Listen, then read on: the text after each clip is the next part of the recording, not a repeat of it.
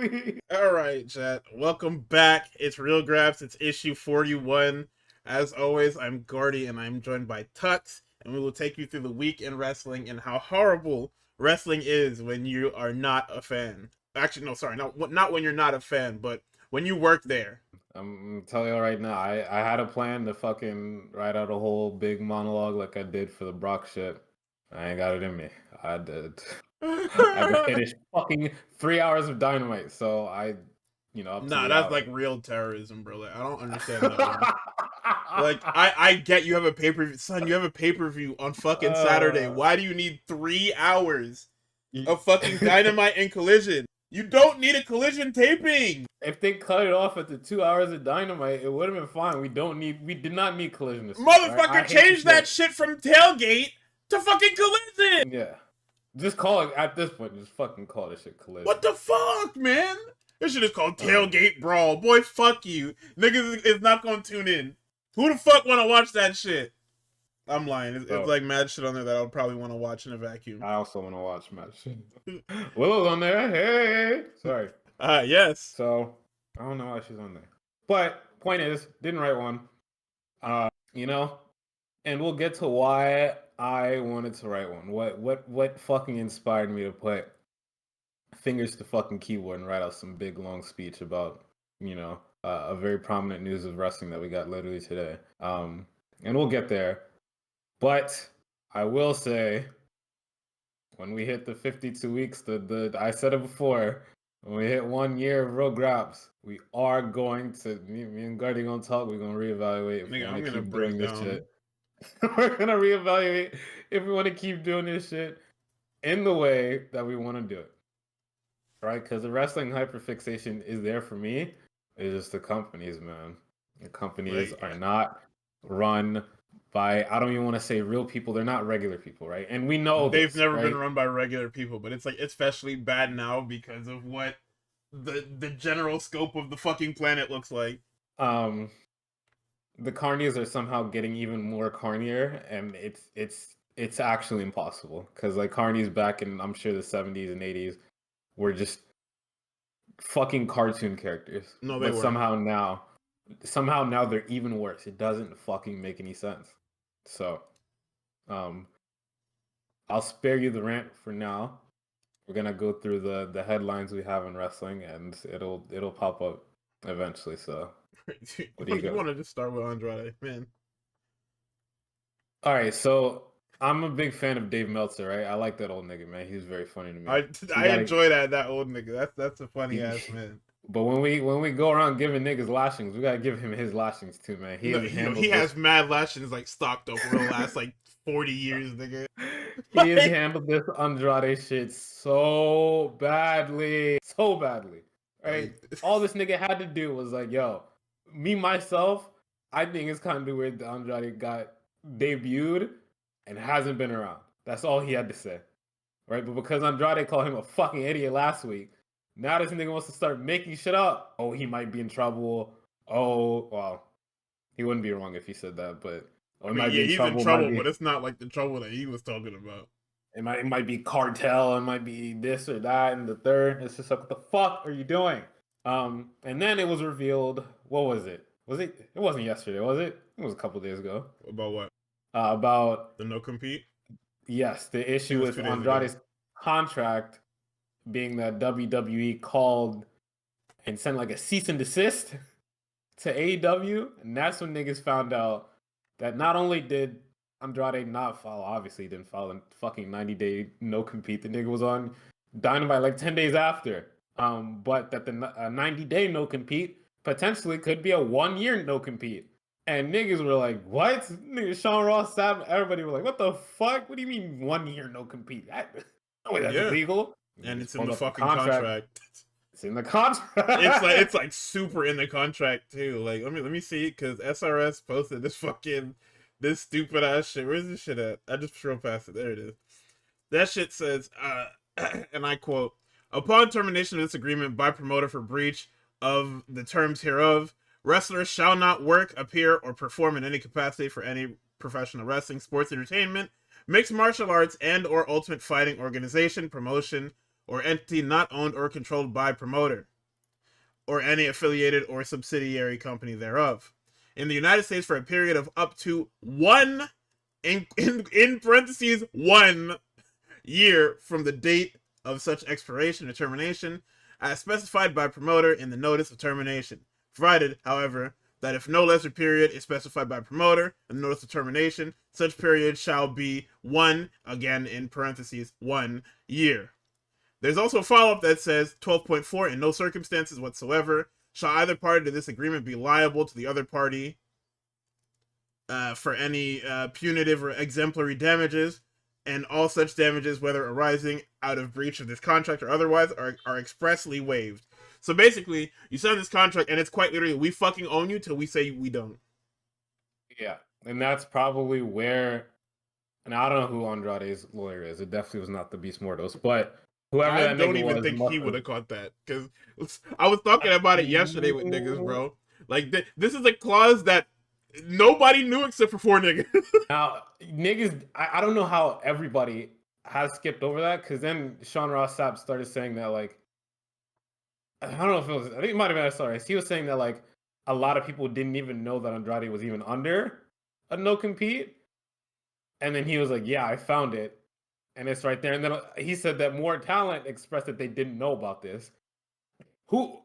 Which to me, right, I don't mean to be an armchair lawyer, right? I really don't. However, if I'm reading every single paragraph, I don't know how long these contracts are. If I'm reading telling every you, single these are paragraph, 700-page contracts. It's the fucking SpongeBob gift when he unrolls the list and it go all around the crib. That's what the fucking WWE contracts look like, bro. Because there's no, like, if it was like something to where they got tripped up by the fact that it says up to, because up to 1 year, right? You'll think, oh, worst case scenario, up to 1 year is pretty bad. Nigga, the next line says if no number day is specified, then it is going to be 1 year. Hell no, take that shit on my It's contract. not even. But you gotta sign it. It's legal. No, take that shit out. What do you mean if no date? You gotta specify. Nigga, you could go to fucking AEW asking me about this fucking contract. The fuck are you talking about? Up to 1 year if no date is specified. Are you crazy? If you niggas just forget to terminate me and not tell me not my non-compete, I'm fucked for a year. No. And then the next line after that is essentially a bunch of legalese for don't sue me, nigga. Like, what? No, not even don't sue me. It's you can't sue me. You can't. You cannot do anything to me. If you breach this contract, I am legally able to fucking kill you, and nobody can save you. Which, by the way, for independent contractors is insane, right? If you want people to have this independent contractor status, and you don't want these niggas to be employees, you putting this in a contract is fucking crazy. It's so devious. It's absolutely insane. It's legal but devious. Like it's the most devious thing you could do. A lot of your biggest, well, let me not say your biggest return in the last 2 calendar years has been a nigga that had his contract terminated, and then you guys called because he didn't have a no compete and you had him re-debut. What? You know, it's crazy. That Punk shit is so fucking funny. They've done this twice. Because that nigga walked away and they made absolutely sure to serve this nigga's termination papers at his wedding. Like, them niggas are so deep. That old funky ass man and his doofus son-in-law are so fucking evil, son. That nigga said, I got a FedEx the day of my wedding. Talking about. And niggas are like, yeah, I mean, this type of thing has happened with Brock and shit like that, bro. They really did put nigga, you cannot sue me clause, bro. Oh my god, the Brock shit was so fucking funny. Andrade might be finished unless he goes to like Japan or something like that. Nigga, he is finished. Period. He is finished for 1 year, unless he can like try and get a judge to overturn it because it's like fucked. Like that's his only option is to try and go to a judge and be like, "Yo, they're telling me I cannot work anywhere for a year." Like I feel yeah, I breached the contract, but a year with no pay, with no nothing, being basically frozen out of opportunities is crazy. I'm not an employee. I'm not a fucking employee, man. I don't get benefits or anything. No pension. It's but you signed you signed the gimmick. That's what that comes down to. Is that you signed it. This is unlawful, bro. It's unlawful, but not illegal. Is what I keep is how we have to keep approaching it. And that's what he has to go for. He has to go for I know I signed it. However, this shit is unlawful. This cannot be. Nigga, This cannot I am without pay. No House of Torture Andrade, please. Enough, right? To counteract this, Tony should make all his wrestlers I did see that. employees. Niggas is dumb. AEW has them fucking. AEW probably has the same shit in there. It's just he's because look at it this way, right?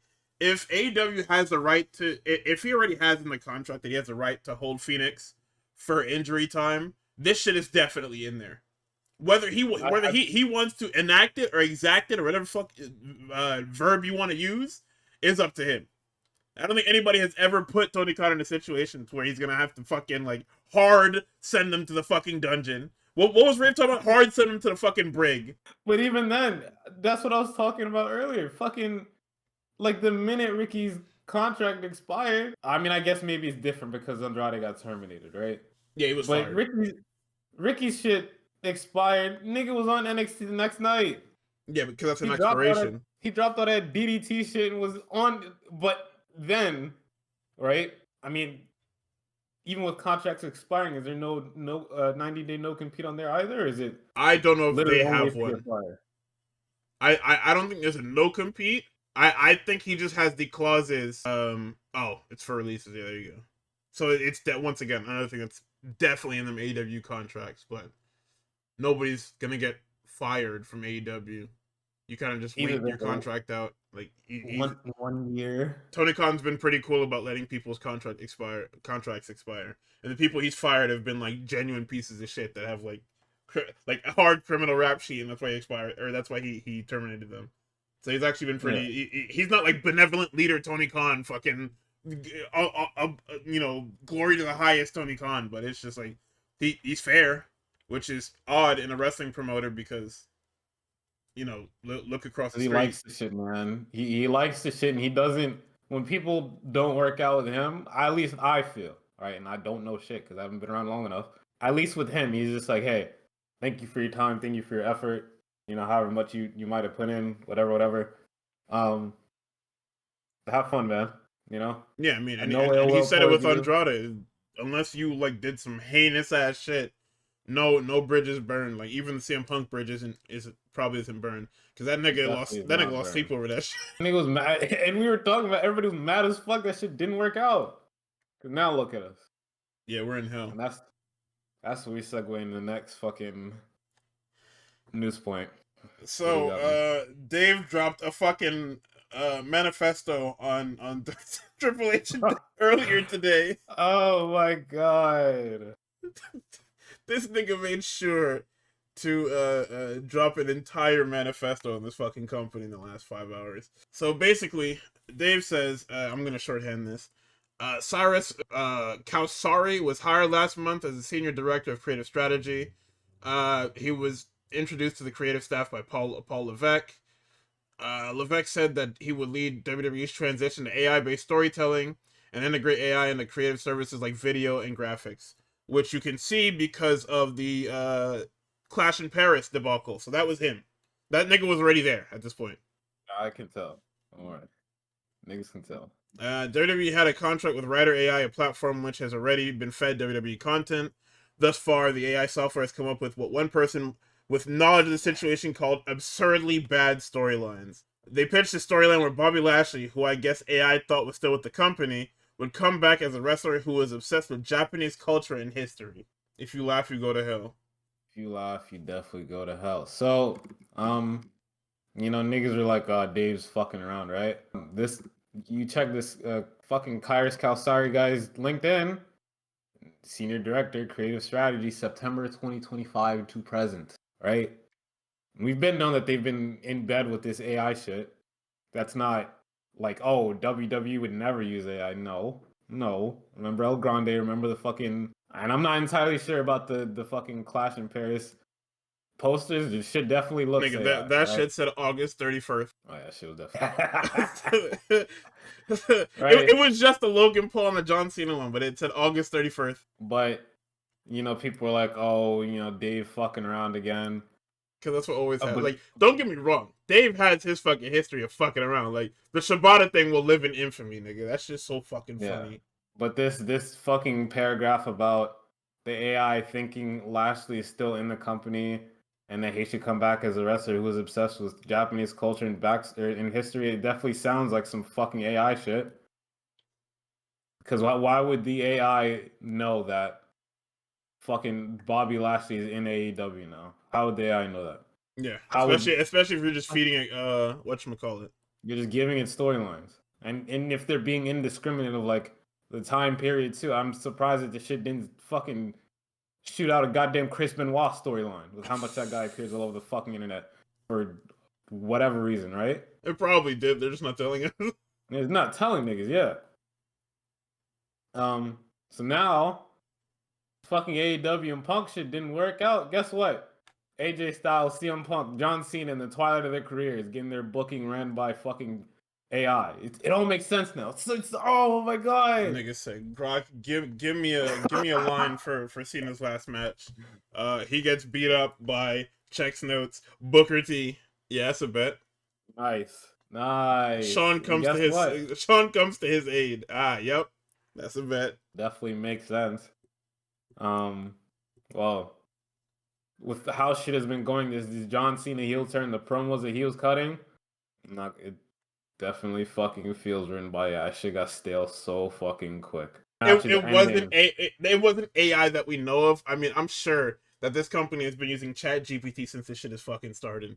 But like I'm so sure that Chat GPT does fucking numbers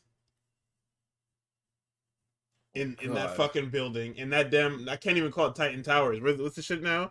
The fucking TKO building. I almost said something crazy. Oh my god.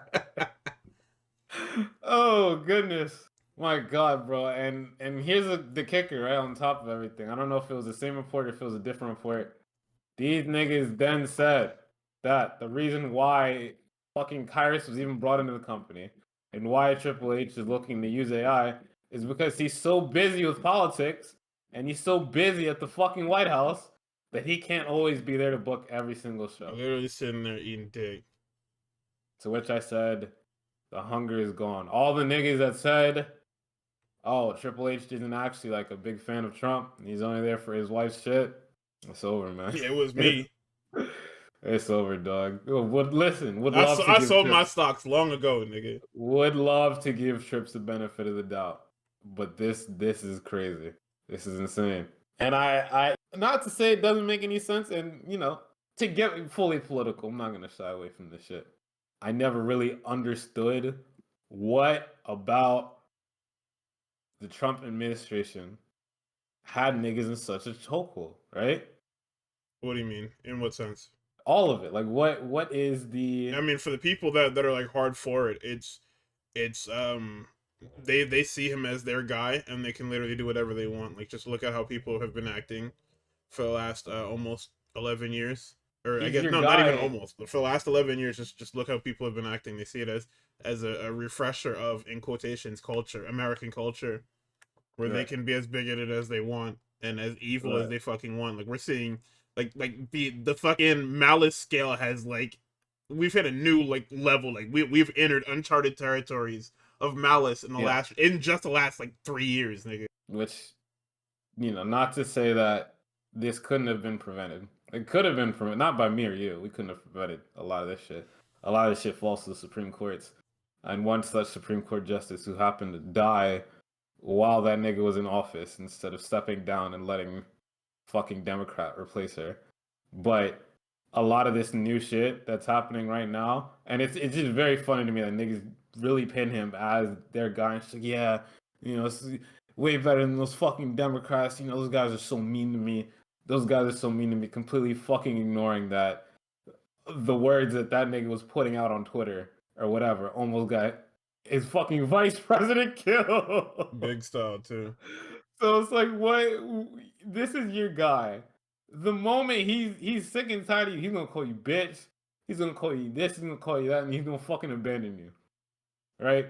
Oh, but it's fine for now. He's only gonna be in office for 3 more years. You better fucking hope. Right? So for Trips to do all this shit, and I'm sure the first time that Trump actually watches a show, he might just call it dog shit. He might call it dog shit for literally any reason. You could watch one women's match and be like, yeah, that shit sucks. He goes, yeah, Yeah, why? especially because Where our was? top women aren't all white, so Yeah, they're not all white. They don't all speak English, and he just might not like their styles. we are quite Nigga, literally like months away from having a pay-per-view at the fucking White House. nigga, he might see Rhea Ripley and call her all types of crazy shit. And then she's just like, "What the fuck?" And he just doesn't defend her. Like because whatchamacallit, June has the whatchamacallit, right? June has the UFC show, so I wouldn't be surprised by that or by August or so, or maybe even May. There's a WWE event at the White House. God, bro. Oh, I'm not gonna lie, it would be fucking funny. It would be funny. It'd be funny. I think it'd be funny. Because at that point, niggas really do have to draw lines in the sand at this point. There's no more fucking being ticky-tack about the shit. And, you know, there are plenty of people on Twitter that are like, hey, stop watching and stop live tweeting the shows, right? And technically, that would fall under us. Because we do talk about the shows. However, right? Like I said, them 52 weeks are up. We are going to hashtag reevaluate. And I've said it on here before, but I'll say it again because the hotbed topic right now is that the company is dog shit, right? And we're trying to distract niggas by a certain wrestler returning tonight whose name we're not going to name for spoilers. He'll probably be on like 30 or so minutes. Who the fuck cares, right? But, you know, I pirate all my shit. I don't watch anything officially through any official channels, right? I went and got that ESPN shit from my brother. And, you know, I could put him onto my pirating websites. That is more effort than it's worth, let me tell you. However, as for me and what I can control, I don't, you know, I bought 2 shirts like last year. And honestly, I shouldn't have bought them shits, but I did. I don't watch it on any TV. I don't even really tweet about the shit anymore. I just fucking interact with all the people in the IWC. And I talk about it with niggas on here and in here. So they're not getting my money, you know? I'll never go to any of their shows. I've been to 2 AEW shows this year, not one fucking WWE show. Was gonna take my brother to SummerSlam. I got priced out anyway. We're always gonna be fucking. That shit is over. That pricing shit is over. It's done. Even if we wanted to, we would be watching this shit up in the stands. Well, I was gonna say with Charlie Kirk, but that nigga's burning it out right now. Yeah. But yeah, we will never support WWE. We'll never support anything they do at that point. Oh Honestly, yes, I don't. yeah. Yo, pivot, real quick, pivot. Because what did Nick Khan say? What? I'm glad that Crash said that. Nick Khan got on the internet and said, "Yo, we are highly confident that niggas is going to Saudi for WrestleMania." And I just looked at them niggas. Oh man, what nigga? Who do you think we are, bro? Because not only do niggas have to book an overseas ticket to Saudi Arabia, they have to get an overseas hotel. And honestly, with Japan starting to put hotel taxes on niggas, I heard about that too. Kyoto, they was fucking everybody up, bro. Who's to say other countries are not going to follow suit? Nigga, I can make a fucking extra buck or two off these fucking American. Hey, let's do that too. Taxed hotels. What's to stop niggas at restaurants being like sneaking in American taxes to niggas when they go there too? They already do that. Hey, nigga, we do that to ourselves. Americans fucking Philadelphia tax on fucking DoorDash. That's funny. Japan has been doing that with restaurants. They're doing it at clubs now too. I just seen some things this morning. They was talking about if you are like South Asian in any regard, you gotta pay like super extra, nigga. It's funny. That's just very funny considering, nigga. No, actually, no. I'll say fucking Japan. Japan was doing mad crazy shit to the South Asians. I know. Why are you taxing them? No, they know. Because they don't like them niggas. They don't like them niggas. It was your fault. They want nothing to do with them niggas still. That shit is fucking crazy. Hey. But yeah, I mean that's news in this week. I mean, is there any? I don't think there's anything else. I think it's fucking. Oh, I mean, very quickly. Fucking Blake, man. Oh no, I don't want to talk about that.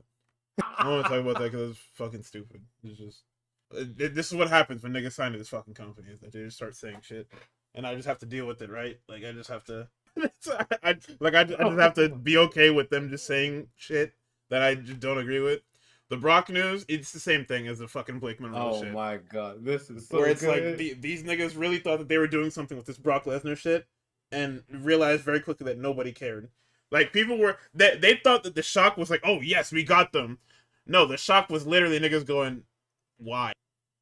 Oh my god, that's a guy. Well, it was half why, half. Oh my god, a guy I recognized from when I was a kid. Niggas going, yes, Brock Lesnar. Like there was like two niggas that did that. And then they got told to shut the fuck up publicly on the timeline by like every wrestler and person. Yep. Like The fucking every wrestler, every fan, every like marginalized group of people said, "Shut the fuck up." We're the not on TV fucking equity. Blake claiming that for herself is honestly the greatest thing that she has ever done. But like, stop it. yeah. The TV crew and like production crew were like, why? Women backstage were like, why? Women in the company were like, hey, this makes me feel uncomfortable. All shit that nigga said, by the way. All shit that nigga said on time, by Yeah, I the way. mean, like at the moment he appeared, everybody wrote out all their fucking not even think pieces. I'm gonna call them think pieces because that's what they are. But everybody wrote them like not derogatory because that's what people usually say when they say think pieces. But everybody Yep. wrote out exactly how people would be feeling. You don't need to be a mind reader or an armchair psychologist to know that. Hey, a guy that was like not implicated but named by not even by name but by accolade to where it could only be him was implicated in sex trafficking and sexual assault and all that other stuff like that. Yeah, he's not charged for it, but nigga, he was very much in it. They have him. They have him in 4K. They have the text messages. It's just so crazy to me. Cause what did you do it for? But we know now, right? See, considering how we started this fucking show off was just talking about nothing but fucking news and issues and shit like that. That is, what I guess the modern day WWE is now. We talk about people and we talk about issues and we talk about fucking Graps last because there's Nothing to I, talk about. The you're wrestling not giving me anything to we're talk watching about. reruns, nigga. Like every Monday is a fucking rerun. Every Friday is a rerun. NXT Yeah, is just a bad show. Like, what the yeah, fuck do you niggas want me to do? NXT is literally just a bad show. straight up. Like the other shows are ash because it's the same old shit with like one new. They're glorified recap shows, and I'm not even talking about the fact that they always have a recap at the beginning of the fucking show. But yeah, I mean like it. So I mean, some people were released. Stevie Turner was one of them. Ridge Holland, Wesley. The big one that I want to bring up is Wesley really quickly because everybody's kind of like, oh well they've said that quote there was reportedly no interest in Wesley being used in the main roster despite being ready for 5 years now, and as a result, Lee got cut from the company. So 5 fucking years of being ready. You guys crazy? well, this is what I keep talking about, and I told you this. If they don't have they book very close minded to where it's like, okay, I need it's Mad Libs booking. Like I said, it's literally fucking Mad Libs booking. The sentence is written out and you fill the name in. Like it's actually just fucking it's Mad Libs booking. Where instead of trying to think organically and make something happen, they take pre-existing storylines and try to fit people in. Also, the fact that this Damian Priest and Aleister Black shit is still not over. The fact that we added another wrinkle to this fucking story. I just don't know anymore. What the fuck is going on, man? But that's my segue into fucking SmackDown. Hey, I'm gonna keep it on with you. I did not watch every show this week. I got Collision, obviously, right? I got Best kept secret. what's the fucking shit that was on Saturday? Crown Jewel Perth. I got Crown Jewel Perth, and I have 3 hour Wednesday Dynamite / Collision. Fucking 3 That's hours. what I got. I Remember watched how a it was bit an of. R-Truth feud? It was never an R-Truth feud. That's where you're wrong. R-Truth was simply the R-Truth is Damian Priest's friend in kayfabe. Therefore, we can kill R-Truth and get what we truly want instead of niggas just showing up and killing each other. R-Truth is a backup dancer in this fucking music video.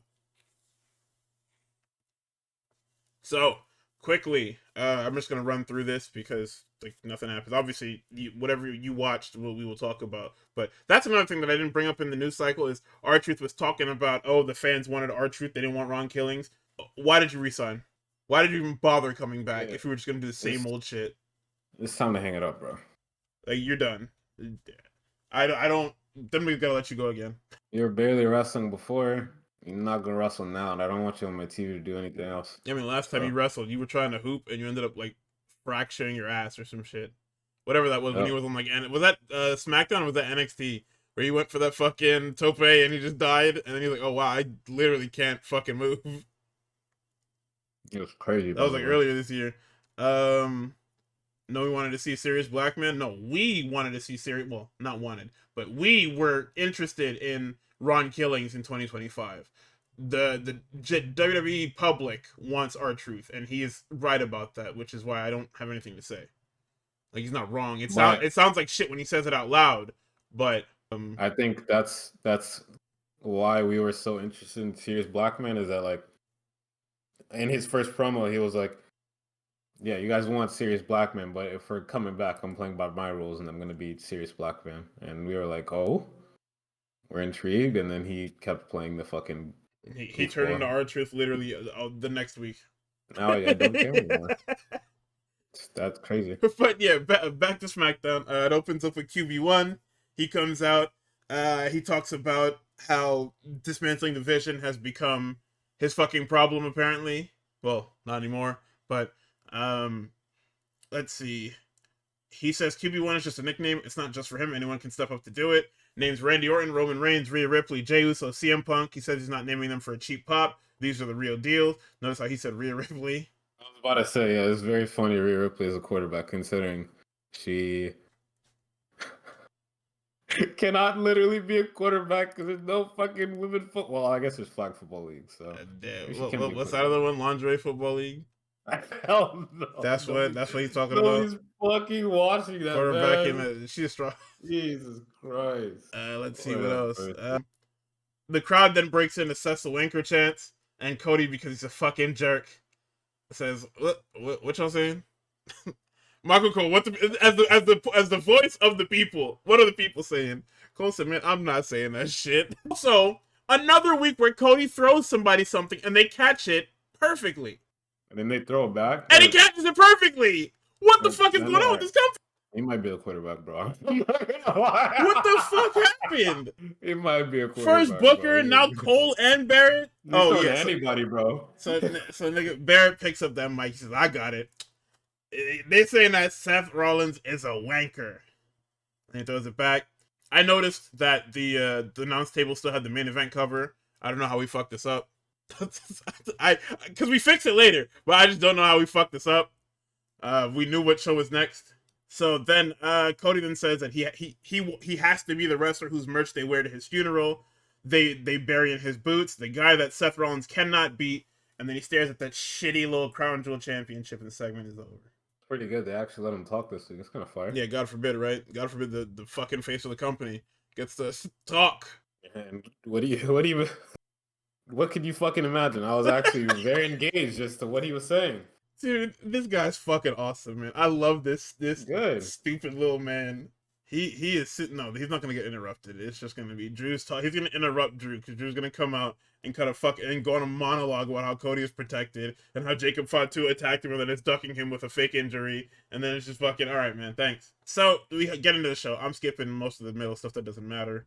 Sami Zayn Open Challenge. Oh, this is where they tease. Cody's walking backstage and he walks into a fucking monster. Jacob Fatu says, "Okay, nigga, I see you. Just know I'm next, fat nigga." And then all this is like, "Yo, Jacob, I want to talk to you." Drew comes flying out of the fucking ether to attack Jacob Fatu, and it's like, oh my god. I wrote in my notes, of course Drew has to jump him because he's fighting 11 people at fucking once. Like that's just that's just the Drew McIntyre thing, is that you have shitty feuds with literally fucking everybody, so why not? So this week's challenger is a renewed Shinsuke Nakamura, and I want to talk about this because there was a report that came out either sometime this week, maybe it was fucking yesterday, my days are all fucked up because this office job has pissed me the fuck off. But yeah, I know it's only been what 5 days. Insane. There's a tweet that was going around, and people were talking about the older themes are coming back, and people have been lobbying for them ever since. And we got a couple of them over the week, so I'll be sure to mention those every so often. Shinsuke is number one. He's got his old theme back, and he's also a babyface again. He's not evil anymore. He's not evil foreigner. He's just Shinsuke Nakamura. Yeah, whatever weird evil foreigner shit Trips was trying to do with him, he broke free that fucking mind control. I wrote verbatim. It's Shinsuke, and he's a babyface again. Probably because they're doing Japan next week. You know, I hadn't considered that. I had not considered that shit. Like it's just look at that. We're going to Japan, and we need Shinsuke Nakamura, so he's the first one to get his theme back. So this was fucking awesome, man. We noted that Shinsuke debuted in 2016 at TakeOver Dallas against Sami Zayn. This was the 8th match between them, and Sami leads 4-3. Let's see. What did you think of this match? Well, what we had of the match. I unfortunately did not get to this because I'm broken almost, I guess. But I did. Actually, hold on. Let me fucking put on like half speed on this shit. I will say that like I didn't know. I did get as far as commentary did say that like this was what they have a lot of history together, and I was just like really, and then I thought about it, and I was like probably like NXT or something like that for the two of them, because I always forget that like mad people were in NXT. NXT was like the fucking breeding ground for it was quite literally AEW's Ring of Honor is what it is today, except they had an actual plan. Yeah. Because I remember as a kid that, you know, Shinsuke was like a fucking phenomenon. Like everybody fucking loved Shinsuke. And I even like heard Shinsuke's theme before I'd ever watched, because by the time like NXT even came out, I think. Actually, it's not true. Because Danielson was in NXT too, right? He was in the old NXT when it was a game show. Yeah. So from 2010 to like 2013, it was a game show thing, and Danielson was on season 1. Same thing with Wade Barrett. You know, all of the niggas that you see, what the fuck is that guy's name? Wade Barrett. It was all those guys. They even had Low Key on there for season 2, and it was the funniest thing ever. So I think my negative, like when I was a kid and I had a negative connotation of NXT, it was probably because of that shit. I was just like, all right, you niggas are doing entirely too fucking much, but I at least like Danielson because of the whole yes movement shit, and how good he was. But like literally everybody that came after that, like, when they started taking that show fucking seriously, I end up being supremely huge fucking fans of. And with these two, it's no different, right? Sammy, his open challenges have been great, and I recently have not liked Shinsuke stuff because I feel like Shinsuke's been putting the fucking. It's okay to say it, man. It sucks. The booking has been in a bad spot, and him as this fucking like heel is evil foreigner, generic evil foreigner. Literally generic evil foreigner. When that was like he was supposed to be the guy when he got called up to the and then he wasn't for one reason or another that I'm not entirely sure. But from what I'm seeing here, watching this shit on 2x speed, I think it's really leading into, you know, the fucking best part of this open challenge, in that it's supposed to get other people over, right? The entire story of this match is, you know, Shinsuke's fucking beat whatever stupid fucking demon was in his head. And he's back to like having that emotion, having that fire, and having that hunger, and trying to regain the fucking US title after he lost it to fucking LA Knight again, I'm pretty sure. And Sammy wants to hold on to it still because he feels like his job isn't done in trying to fucking save SmackDown, even though that's like not at all what they're going for.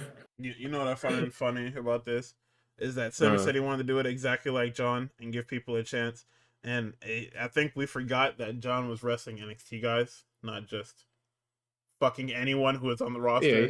Yeah, he wrestled KO too. Yeah, he wrestled I think KO, his first he wrestled person... Sammy, he wrestled fucking like he wrestled Cesaro, but like Cesaro was And so far with this open challenge, I don't think there's been a nigga that's been on this open challenge that I haven't liked. And even then, Shinsuke is the closest thing. But like, if I got the chance to watch this shit not 2x speed, I'm sure I would really like the shit that Shinsuke is like doing here. So of course we can't have anything good. Absolutely not. As The we're 9/11 for Shinsuke. as we're getting into the fucking like meat of it. I mean, we're getting to the end basically. Like the way that the match is going, we're very much in the final stretch, and that's when Tama Tonga appears and attacks. Sorry, a man in face paint. It's a Tama Tonga shaped man in face paint. Shows up and attacks Shinsuke. Who could it possibly be? Here come Wade Barrett. I know who that is. Okay, bitch, then Shut the say fuck it. up! Shut up! Shut up! Shut up! Shut up! Don't say it. I hate when the fucking color commentator is like, yeah, you don't know who that is? I can't believe you don't know. I know who the fuck that is. Say it. Say it. So it's revealed. Tama Tonga comes out and he's wearing his Gorillas of Destiny face paint. Then Hikuleo follows and the rest of the MFT. The missing piece. We have rebuilt the MFTs in 3 weeks. We have re-debuted and rebuilt the MFTs in. We probably had to stall for something. I'm not fucking sure. We had to stall for nothing. They hard reset this shit because they realized they fucked up. That's what it is. Because remember how we were talking about how the MFTs ran up and everybody just beat all of them up? Like Jimmy Uso was literally beating up everybody who wasn't Hikuleo. Yeah. And then he was beating up Hikuleo too. It's like the scale. We're talking about power scaling again. The power scale of the MFT didn't even make sense. Because it was quite literally nobody was strong. The only strong person in the group was Hikuleo. And then that was on a case-by-case basis. Everybody else was dog shit. So I don't know what this creative reset pivot thing is, but it fucking sucks. And I don't like it. You ruined a good match by trying to get the MFT over. Let's see. I'm going to skip over. And even then, it's like, I feel like with Tama re-debuting under the MFT, obviously everybody's going to say, what about fucking Jacob? You have to wonder if they knew that Jacob was maybe battling injury and they didn't want to use him or didn't want to reunite them just for Jacob to disappear now. Because they're saying that Jacob's going to be out for like a long time. Like, yeah, and I get that, but why put him back in the MFT? They don't know how to book singles niggas, bro. I feel like this is a guy that's like on his own now, and he's pretty good. You don't need to put him back with his brother because it's a faction of like 8 people already. Obvious exaggeration. Like I just don't know what putting him back in that group does for him as a guy. It doesn't do anything. It's just you're now going to push Gorillas of Destiny as a tag team as opposed to Tongaloa and fucking what the fuck's this guy's name? Hikuleo or Hikuleo and Cobb. Like there's nothing to do with this group. Like you had enough people to make multiple designated tag teams and have the Freebird rule be a thing, but for whatever reason, we've defaulted back to the tag team that we signed. Which is very funny because Tom was getting over as a single. Like him and Jacob were a thing. So in the meantime, have him come back and be Jacob's guy, and then have it be that Jacob, if he's not wrestling, have it be that there's a thing where he's taken out by the MFT or whoever, and Tama Tonga, that's my man's, and then you have him pair off with other people who can fight the MFT. Well, there is nobody, but I'm just saying. I mean, the Whites exist. Yeah, they do. All over this fucking show, huh? So at that point, if all the fucking if the tag division is being run by just factions at that point, and this is crazy to do with a guy that literally does not speak on his own in the company, but have Tama at least try and be like, yo, if we really want to ever have a fair shot at a tag team title again, I think we all have to band together. Same thing they did with the fucking Death Riders. We all have to band together to try to kill these niggas, or we're never touching that fucking belt ever. We gotta die about this shit. But you gotta remember, by the way, that when the Wyatts first reappeared, the first people to say anything were fucking DIY. Heel DIY, by the way. Yeah, I can't trust that nigga. They did say that, and then I think that's when we got that fucking funny ass promo from fucking what was this? The Street Profits, where it was like, Fraxium, you're not fine. DIY, you can't do it yourselves. Motor City, we need those guns. That's And then exactly what all it the led niggas, to, because it was just like all week the 2 of niggas the Wyatts died. doing whatever they want. Yeah, but I don't know. We'll see. We'll see what happens. I'm sure the fucking AI chat, Sora AI has something special planned for us this week. It does. Don't worry. It doesn't. They got a lot of shit going on. So all this announces Jacob and Drew for watch out. All this Jacob and Drew for next week, and then niggas brawl. We have a tag match between Crown Jewel opponents and Kiana James and Julia. Kiana gets fucking killed. Oh, No side shit. note. Uh, what the fuck is this guy's name? Wade Barrett said on commentary that he can't do the thing for Devil's Kiss anymore because his wife told him that she'll kill him. But Thank God for wifey, bro. Zarka is on TV. They're getting their match with Charlotte and Alexa next week. And we get the tag team championships. It's the Street Profits and White Six. Wonder who wins. Yeah, quite literally. I mean, it's cool. The Street Profits look like a well-oiled machine, and then they lose because numbers game. They didn't even like hard cheat. Like there was barely any like real interference. Like if you want to count Montez doing the tope onto Rowan as a as interference, I don't know about that. Like this was pretty much clean. Like Tez went for the damn frog splash. Loomis pulls Gacy out of the drop zone for that, and then they hit that nigga with the damn what they call it, the plague, the suplex power bomb thing for 3. And then I said, okay, well, what do the Street Profits do? They lost completely clean. Do they split up? And then as I was typing this, the MFT show up because they want the tag titles and nothing else. Okay. Like I don't know, man. Okay. In passing, Kathy asked the Miz why the fuck he did what he did to Carmelo, and Miz actually cut a pretty cool promo. I mean, like, don't get me wrong, it starts generic as shit where he starts listing his accolades and all the other bullshit. But he says some things that are pretty fucking cool, man.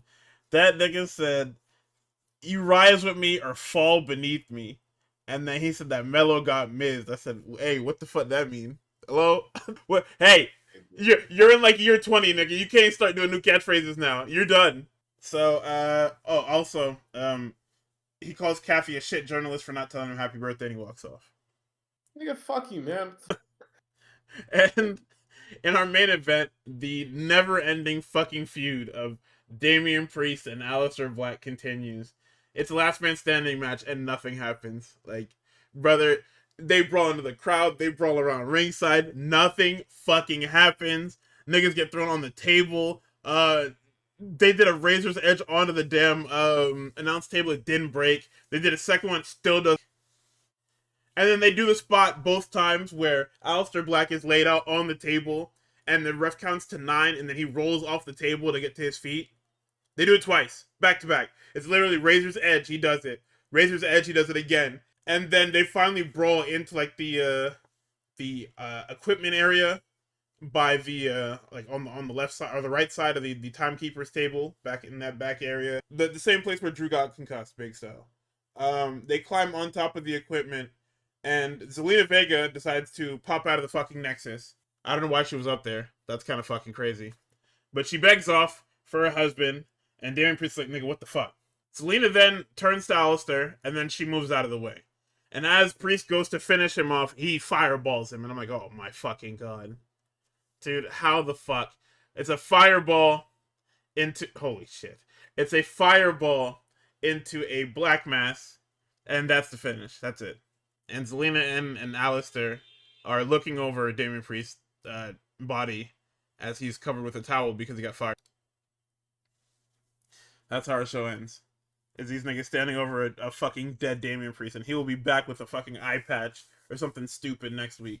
Like, I can't wait for this fucking eye patch shit again. I'm so excited. Also, Zara's Australian chain is not fake. They pre-taped that because NXT is on tour. That's why last week there was that video of Oba saying 6'7" floating around. So what? Nigga, you're gonna be on my show next week? Who gives a fuck if you... Why would we even Why not do it? SmackDown was in Perth. Raw was in Perth.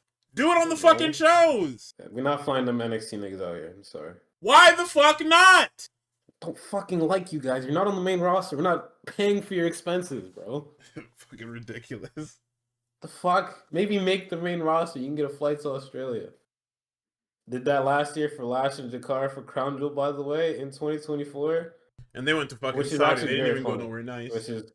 Which is actually very funny that they did that, and let me not, because I'm gonna get pissed off all over again. So Who was let's booking at that continue time? on. It couldn't have been fucking Road Dogg. It wasn't because he got. I remember he got hired this year. Who the fuck was booking SmackDown? Was it really a fucking big nose? Was he really booking a show? And said, hold It on. should make sense because fucking Bianca and Jane, Jakar and Lash and at Crown Jewel sounds on paper. If it was anywhere else, Yo, this that would be nigga, really good. this nigga really got his foot in that damn politics store and said, hold on. I don't need this anymore. No DI stuff. Sorry, I just can't. It's not even DEI stuff. It's, hold on, I don't even have to do this anymore. I hate wrestling. I can't even fucking stand wrestling, nigga. What's the fucking picture? Krabs golfing, all fitted up to the nines with fucking with golf gear. Wait Yeah, a man. minute, I hate golf. Nigga, I hate politics and I hate wrestling. Politics is a lot less than no. Which actually isn't true. I mean, it is for him. He don't got to do nothing. He just got to be put in the space. Yeah, my mom-in-law and my fucking wife can. Actually, no, it's not his wife. My mom-in-law can do all the fucking stupid shit, and I can actually sit here and LARP as a politician. Hell yeah, you shouldn't me? Especially Jesus because Christ. these niggas are whatchamacalling it. Especially because these niggas are trying to change the constitution so that this nigga can be the god king of the fucking country. So fuck it. Oh. I'm just Oh saying we man. might be in forever. We might be up forever. I you know, if I had the chance to get on the first American fucking kingdom, you know, try to get into that royal family, why wouldn't I? Yeah. So we then traveled down the street the following day for Crown Jewel, and I it actually was. watched this one, so You said what? I watched this one, so I can And, help out all here. right. Well, Bronson Reed and Roman Reigns in the street fight. This is dog shit. This is abysmal. Yo, why would you agree to a street fight? Like And do this none of is the street fight shit. I'm sick of you niggas doing street fight fucking no holds barred and is baby shit. It's soft as fuck. There's no I understand the company doesn't really do blood anymore. Well, not on purpose, but like we don't do that blading shit. Stop doing the street fights. It's fucking it feels like a video game. Derogatory. You niggas just picking shit up, waving them around. Oh my god, he has a kendo stick. Wow, he has a fucking shut the fuck up. What is well, first of all, what's Australian about this street fight? And is street fight just code for I'm gonna walk around the fucking crowd for like 5 minutes? yes, street fight means that it's basically a glorified what's the word, false count anywhere match. Except Maybe it I'm has to fucking end in the ring, so you just waste people's yeah. time. No holds barred. That's what it is. Sorry, that's the other one. Maybe I'm fucking spoiled by that fucking Tony Sky Blue no holds barred. I got to watch in person, but like this shit and the fucking thumbtacks match them niggas had fucking whatchamacallit, but like I'm not moved by this shit anymore. And even then, on top of that, the match overall itself was just ass. It just wasn't good, bro. Somehow their first match was better. Because they actually did the thing. They didn't waste nobody's time. This was just wasting people's time. Why did Roman grab a mic and start talking to niggas, bro? This is a fucking pay-per-view. That no fucking Raw, man. You know why. Get the fuck out of here. Get out of here, man. Go back to Street Fighter 7. We don't need you, bro. What Colin Cowherd said? Don't worry, LeBron. We're good. We have Ben Simmons. You can go. You don't have to stay, but we're all good here. We're all good here. Fuck out of here, man. Oh my god. And it's Roman not Reigns Bronson's needs fault. to go home. I know Bronson can hoop. You can't. You know it's crazy on your resume to have you can. Who did he pin? Niggas are they were posting that he pinned Okada and Roman Reigns. Who can say that? Like, Yeah. oh, relax. But no, get Bronson into some real feuds. Please, God. Please, God. Last year was freaking, and he broke his fucking foot with this goddamn War Games poppycock, and he comes back, and he does nothing but tsunami some niggas, and then fight Roman Reigns twice, bro. Please, please. I like this guy. Please, get him in something real. I'm begging you. You don't even let him get the tag team title. The fuck? That match was ass. What did you think? I told you I don't like it. Oh, okay. It's just it's very boring. It was a boring, no holds barred match. And I'm sorry, which evil lesbian? Oh, it's fucking Blake, probably. No. Oh, that's very funny. Okay, I'm so glad they're starting with that. That's gonna make my fucking day tomorrow. But yes. Holy shit. Let's see. What's the? I just completely forgot what my train of thought. Oh yes. This shit is fucking boring. So the Usos, then no clip in because, like I said about the Roman Reigns raid boss fight, right? Is that you get him to 50%, and the Usos just show up. The Usos show up, and they hate this nigga, by the way, because they take their sweet ass. They're beating the fuck out of he beating the shit out of Roman Reigns. Him and Braun, and the Usos show up, and they are like, it's a 2K cutscene. These niggas are forced to do the regular walk cycle till they get to ringside. Then they lay all these niggas out. It's great. We're doing awesome, nigga. They then get blown the fuck up. They get Braun spears Jimmy through the fucking barricade. Roman saves Jay from Bronson, but then eventually everybody gets murdered, crazy style, after Jay accidentally spears Roman through the table and then gets speared from. It's just a mess. It was just dog shit. And then after the match, Roman decides that he's going to do some more character work, where he's like, "Yo, I told you, just listen to me. You listen to me, we all win. This jumping shit, it only works when we win." What? Yo. Hey, what? Sorry, what you said? My God. Whole world thinks I can't do shit on my own. The whole world thinks I can't do shit on my own. Because you can't. You can't. It was literally 5 years of you not doing shit on your own. What the fuck do you want us to do? I told you I'd do this on my own. Nigga, you said you watched the TV show. I get it. I want you to be there for me. I don't want to see you niggas till Christmas. This ain't the old times. This only works This only works one way. I told y'all that before. It only works one way. Look, I love y'all. I don't want to see y'all till Christmas. Niggas said fuck Thanksgiving. I don't want to see you niggas till Christmas. Yeah, because he wants gifts. This nigga is a fucking cornball. That's what it is. Valid, but you're not going to take the whole Anoa'i family tree out to no Halloween, nothing like that? Fuck no. I don't like these niggas. Whoa. That's for fucking Dwayne to do, nigga, not me. Also, whoever the fuck, maybe Roman didn't tell them he was gonna cut a fucking do some in-ring character work.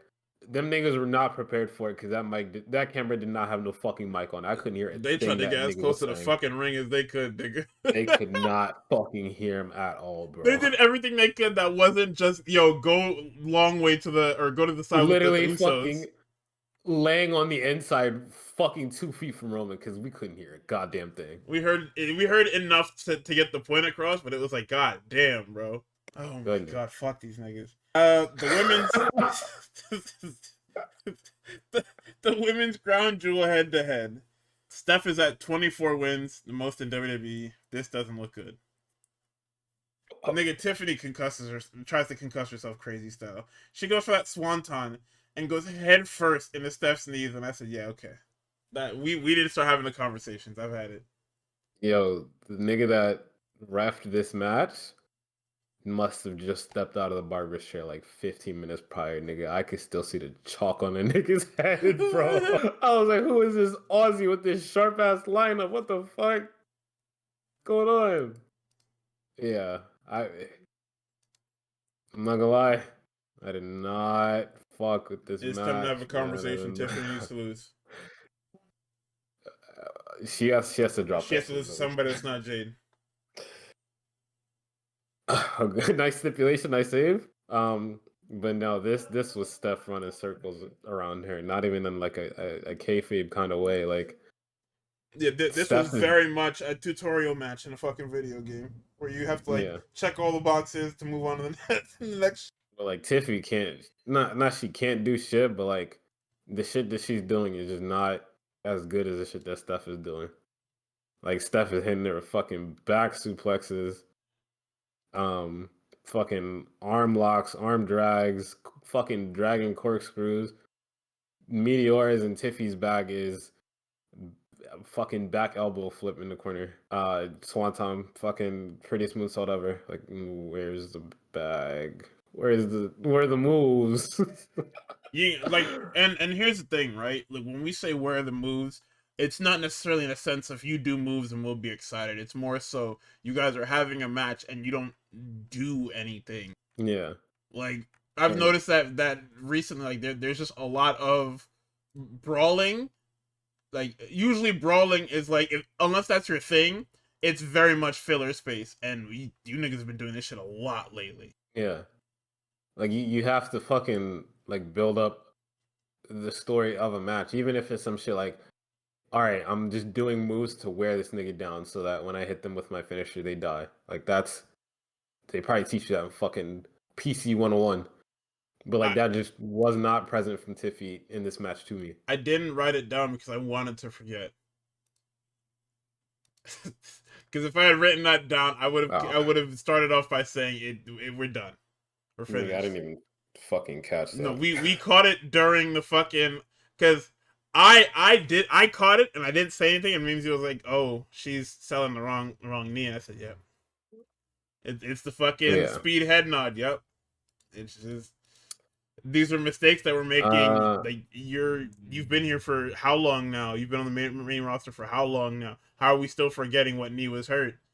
You just seen your leg get fucking turned. Hold the fucking knee that you hold the leg that you seen got turned, nigga. What hard is this, sell it for a fucking little bit, man. What the fuck? dude? Also, fucking Something, Wade Barrett, bro. please, I'm sorry, we gotta put you out. Do not call please. fucking Meteor Io Sky's bullet train. It's like you fucking dweeb, man. The fuck out of here. You can call what she does. You can call the bullet train. Anybody else does. Fucking Meteor. What the hell's going on?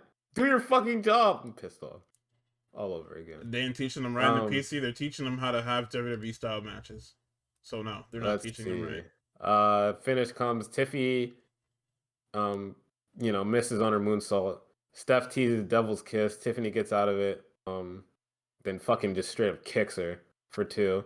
Tiffy goes for a swanton, gets greeted with 2 knees to the back of her fucking noggin. Gets hit with Devil's Kiss. Knee to the spine for 2. Tiffy reverses Angel Wings into a rolling senton.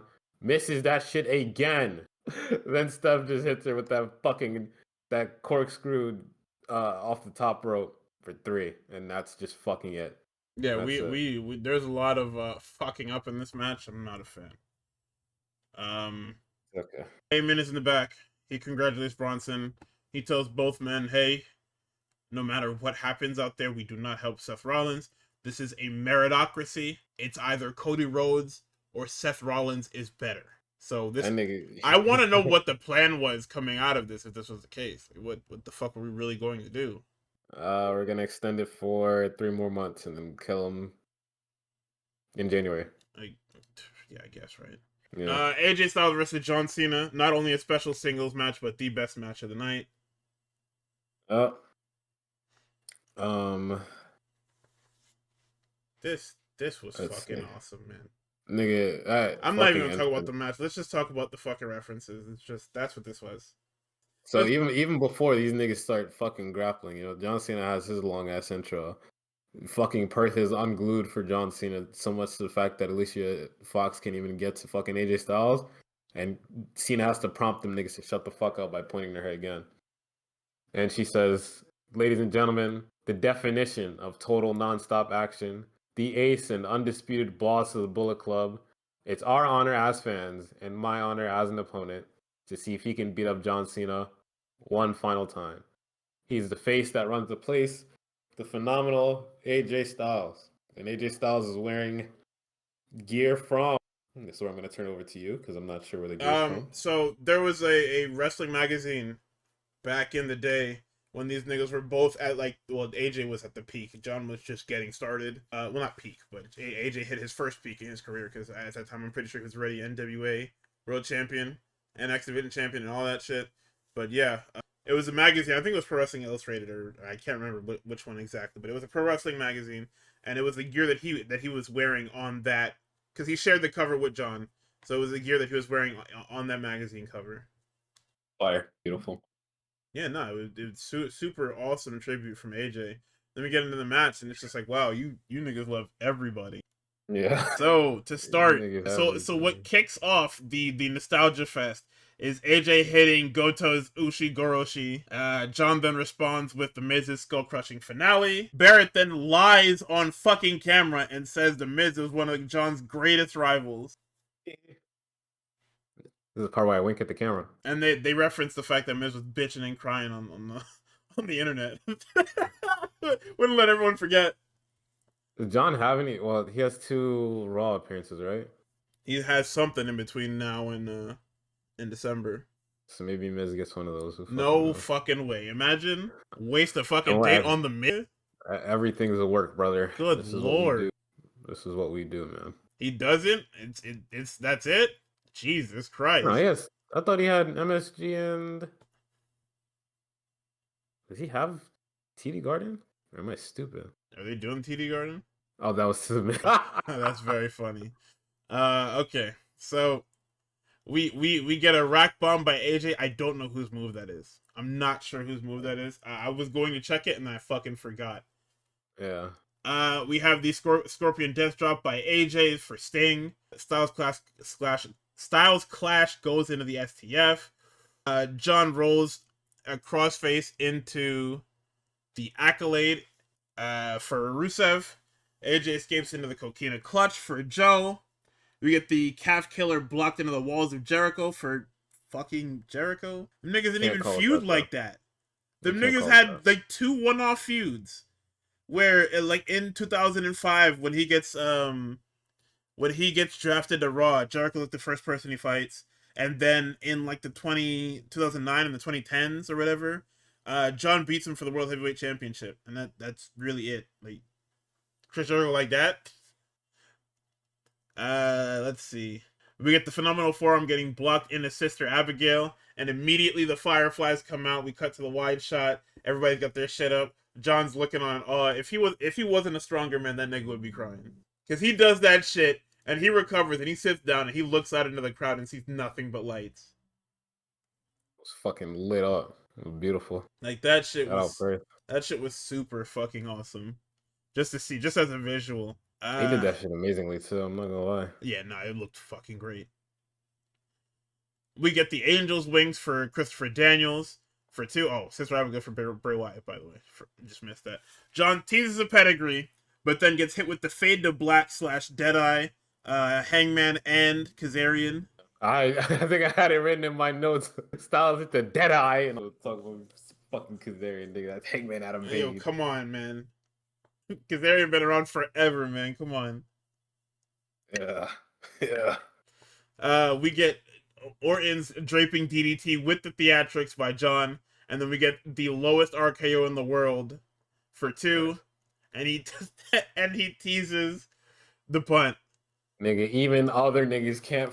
Nobody's ever going to hit that move. It's banned, bro. Oh my goodness. So he misses the punt, and Styles hits him with his own shit, and then Barrett makes the reference that this is like the video game. Cole says, "Yeah, 2K25," and I'm just like, "All right, you niggas suck." Barrett is like, "Yeah, totally. That's the one I was talking about." Yeah, I was talking about AEW Fight Forever. Nigga. That's on Xbox Game Pass right now for free. This right? shit is available for free. It is arguably a better game than ours. Oh man. Let's see. We get the AJ goes for the 5 knuckle. He gets goozled into a chokeslam for 2. The crowd for whatever reason starts chanting 619. I'm not sure how we got here, but they chant 619. So John then trips AJ into the ropes. He's a 619, but because it's John Cena, he tells AJ to cut him off because he's not gonna be able to do it. Are we saving that for Dom? No, we're not saving it for nobody. He's not doing it. We're saving that for Dom. Don't worry. Let's see. John is too close to the fucking ropes, so when AJ goes for the springboard 450, he absolutely crushes this nigga's fucking leg. Yep. AJ then hits Sweet Chin Music for 2. He hits a padless phenomenal forearm. Let's see. The second rope AA is attempted. AJ gets him off. He jumps from the second rope. He gets caught in the rollover, like the little fireman's carry thing. He gets dropped into a tombstone and the AA combo for 3 because he knows if he used a tombstone and the nigga kicked out, Taker would be on his line. So we get an absolute gem from a match, or a gem of a match from John and AJ. Beautiful. It was everything it was supposed to be and more. So honestly, salute to these niggas. This is what the whole tour should have been. If not this, it should have just been good matches that John Cena is in. Literally, like, not to armchair book, but I'm better than these niggas, right? I mean, it literally could have been probably close to the same. The nigga loses fucking Royal Rumble. He asks himself, "Damn, do I not have it anymore?" And then he's like, "Oh, actually, no. I think I got an idea for how I can fucking keep up with all these fucking young whippersnappers." And then he just starts fucking pulling other niggas' moves out the entire time. Maybe not to like the same rate that he's doing it, because like now that we're at the end, this nigga is just hitting. He's hitting everything, bro. This nigga has an infinite finisher meter at this point. But like, you know, in the other matches, you know, if we were to go back, it could have been like every match has ended with like a callback finisher into an AA for 3. yeah. And I'm sure niggas would fucking call this one of the greatest retirement tours of all fucking time. And it probably would have been if you give him better appointments. Cut that Logan Paul shit out. All right? And you can keep the 2 Cody Rhodes matches in there. Cut that tag match out too. Get that shit out of here. If you want to have him tag with anybody, it should be with fucking Randy. This shit is Bastards. awesome, bro. Assholes. So then we get Rio versus the Kabuki Warriors. They have matching gear as well as Rio face tattoos. You know, like the you know what the fuck I mean by that. This guy not fucking... hashtag low gang. This fucking guy. No, I can't say what I want to say, but I don't like Logan. They're not allowed in Japan, man. That sucks because they definitely went back and they went back without him. Biggest star missing a ton of WWE shows. What happened to you, man? What you told John? I thought you told John that you was here, bro. Hello? The hunger is gone. You told John Cena that you were here and he was leaving. Thank goodness, bro. What happened, brother? What the fuck happened to you? Keep that guy out. I mean, I didn't write much for this tag match. Actually, I didn't write much of anything at all, other than the start of the match. But I mean, from what I remember of the match, it was obviously good because you have 4 great workers in the match. What I do remember is the finish, however, and that was Kyrie taking the bullet for Asuka, because that's what the majority of these are going to be, is Kyrie getting her fucking head blown off. What did you think of this match? I mean, I thought it was pretty cool. There's a sequence in there where Io hits the over the moonsault. Asuka breaks that shit up. Rhea then comes in and super kicks Asuka, then officially puts Kyrie in the electric chair position. Asuka makes Io fall onto the top turnbuckle with her stomach so she can't fucking kill Kyrie. Oh yeah, where she drops her like a bag of shit. Yep. Kyrie rolls through, or gets off of her shoulders, rolls her through, and almost pins her. Rhea then gets Kyrie halfway through the riptide before she gets loose. She tags in Kyrie. Asuka kicks Rhea in her fucking head. And then fucking Kyrie hits a fucking insane elbow, literally. And, Asuka goes for the pin for 2 and it gets broken up. And I just like sequences like that. And all 4 of these niggas are fucking insane workers. I guess pun intended at this point, but they're all really good. It's a good tag match. I fucking love Asuka, dude. She's so fucking good. Yeah, no, she's definitely on a tear, going on a tear now.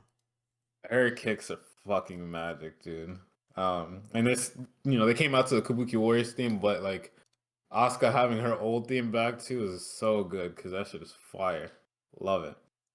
We're just bringing all the shit back. Yeah, Rhea just doing super kicks now is so funny. That's just a part of everybody's bag now. She didn't get it from a certain somebody. Hell no. We're gonna leave Jay in the past, never to be. I remember. I just remembered something. That's stupid. All right, finish comes. Rhea gets Asuka on the top turnbuckle.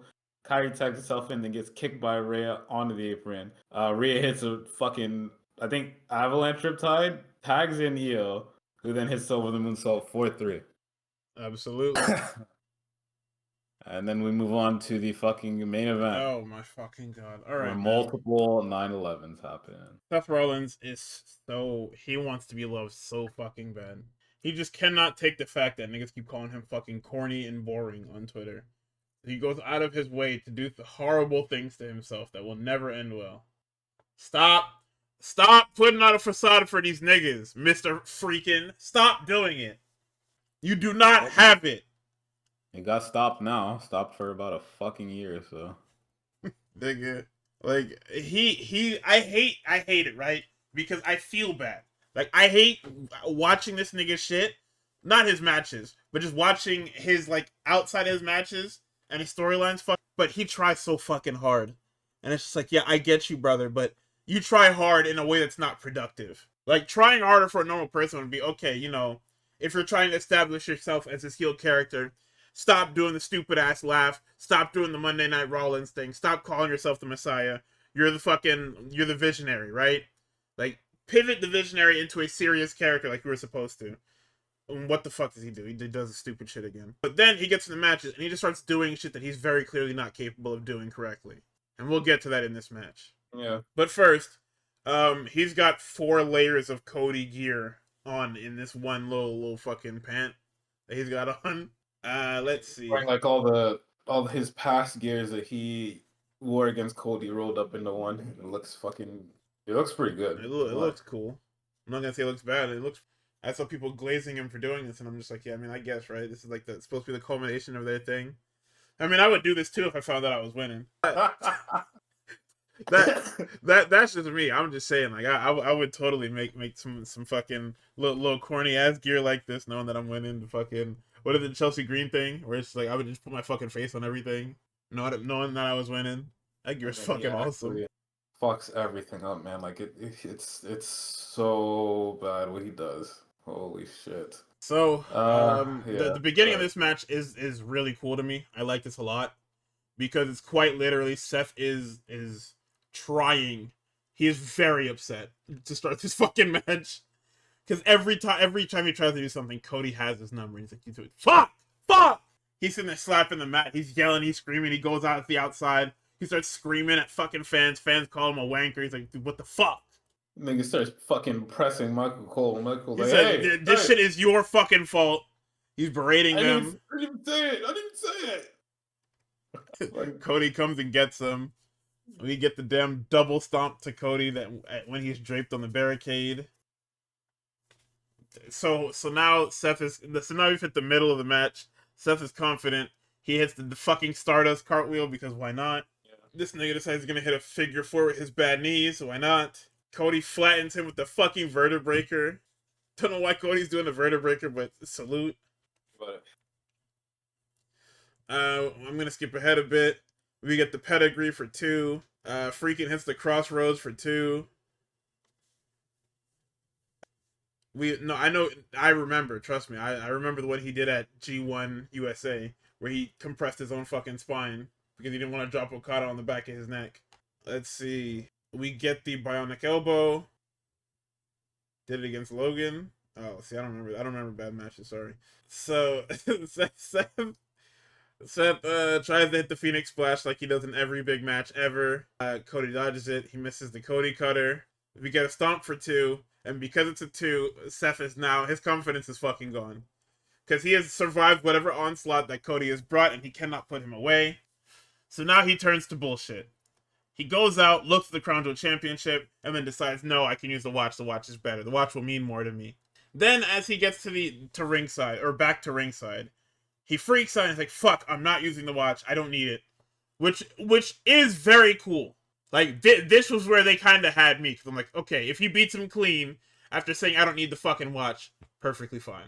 I mean, it's still Chekhov's gun, right? The whole point is, like, he puts it on the fucking apron so that you know it's coming back into play later. That's just how it is. Or you have Cody fucking cheat like he did last time. Or, like, the other times. Let's see. So, we get a Cody Cutter in the Crossroads for 2. Cody ends up in the Tree of Woe, and this is where multiple 9/11s happen. Seth is stomping away at this fucking guy in the Tree of Woe. And he goes up to the top rope. And he looks at Cody. He's thinking about it. He could have done anything. He could have done a drop kick. He could have done he could have maybe walked halfway on the ropes if he's like that and done something.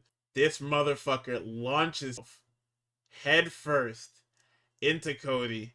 He hits the fucking canvas and immediately favors his fucking shoulder. And everybody goes, Jesus Christ. This fucking dork tried to brace his fucking arm and tried to brace his fall by putting his arm out. Like that shit is not gonna fucking fold. Son, it's so fucking funny. Because all he had to do was awkward land on his stomach. Literally! All he had to do was land on his fucking stomach and he would have been fine. Get the wind knocked out of you, like, Yeah, it's gonna hurt like a motherfucker, but at least your arm's not broken or your shoulder's not dislocated. Because you landed it was all shoulder too. Like, your shoulder hit the canvas first and then your body came after it. Nigga, your arm did nothing. Your arm the only thing your arm did is fuck your shoulder up more. Just, he hits the canvas, his arm is immediately fucking useless. Then the next spot is a fucking Spanish fly and he lands directly on Cody. He says, I am not landing by myself. This is fucking ridiculous. Because I saw people glazing the headbutt, you know, give him props for going for that. Then later find out he injured himself. You're a fucking idiot. The Spanish fly, I was, oh my god, Seth Rollins Spanish fly. He over rotated like a motherfucker. And he landed on them badass knees, man. He landed on Cody and his fucking knees and said, wow. The fuck? Oh my god. This nigga hits a rock bottom for 2. He gets hit with the super crossroads for 2. Cody tries the pedigree. The ref is bumped. Then we get a crossroads attempt, but he is punched directly in the... This is where I had the most problems, right? Like, obviously the shoulder thing, obviously the Spanish fly, but this is where I had the fucking problem. Because he punches Cody with this fucking watch. Cody is stunned for 15 fucking seconds before anything else happens. Nigga, you could have flashed him with that fucking watch and rolled him up and we would have been good. No, you hit him with this fucking watch. Cody is stumbling around like a fucking asshole for 15 seconds. You stomp him. Okay, cool. Watch, stomp, good, we can go home. Seth goes to the fucking top rope. I said, Jesus Christ. Cody is walking around like an asshole now. Like, it's not even groggy selling. He has to walk over to the fucking corner, bent over like an asshole, so Seth can hit this fucking... This is the shit that's in the video game, by the way. This fucking second rope stomp or top rope stomp or whatever.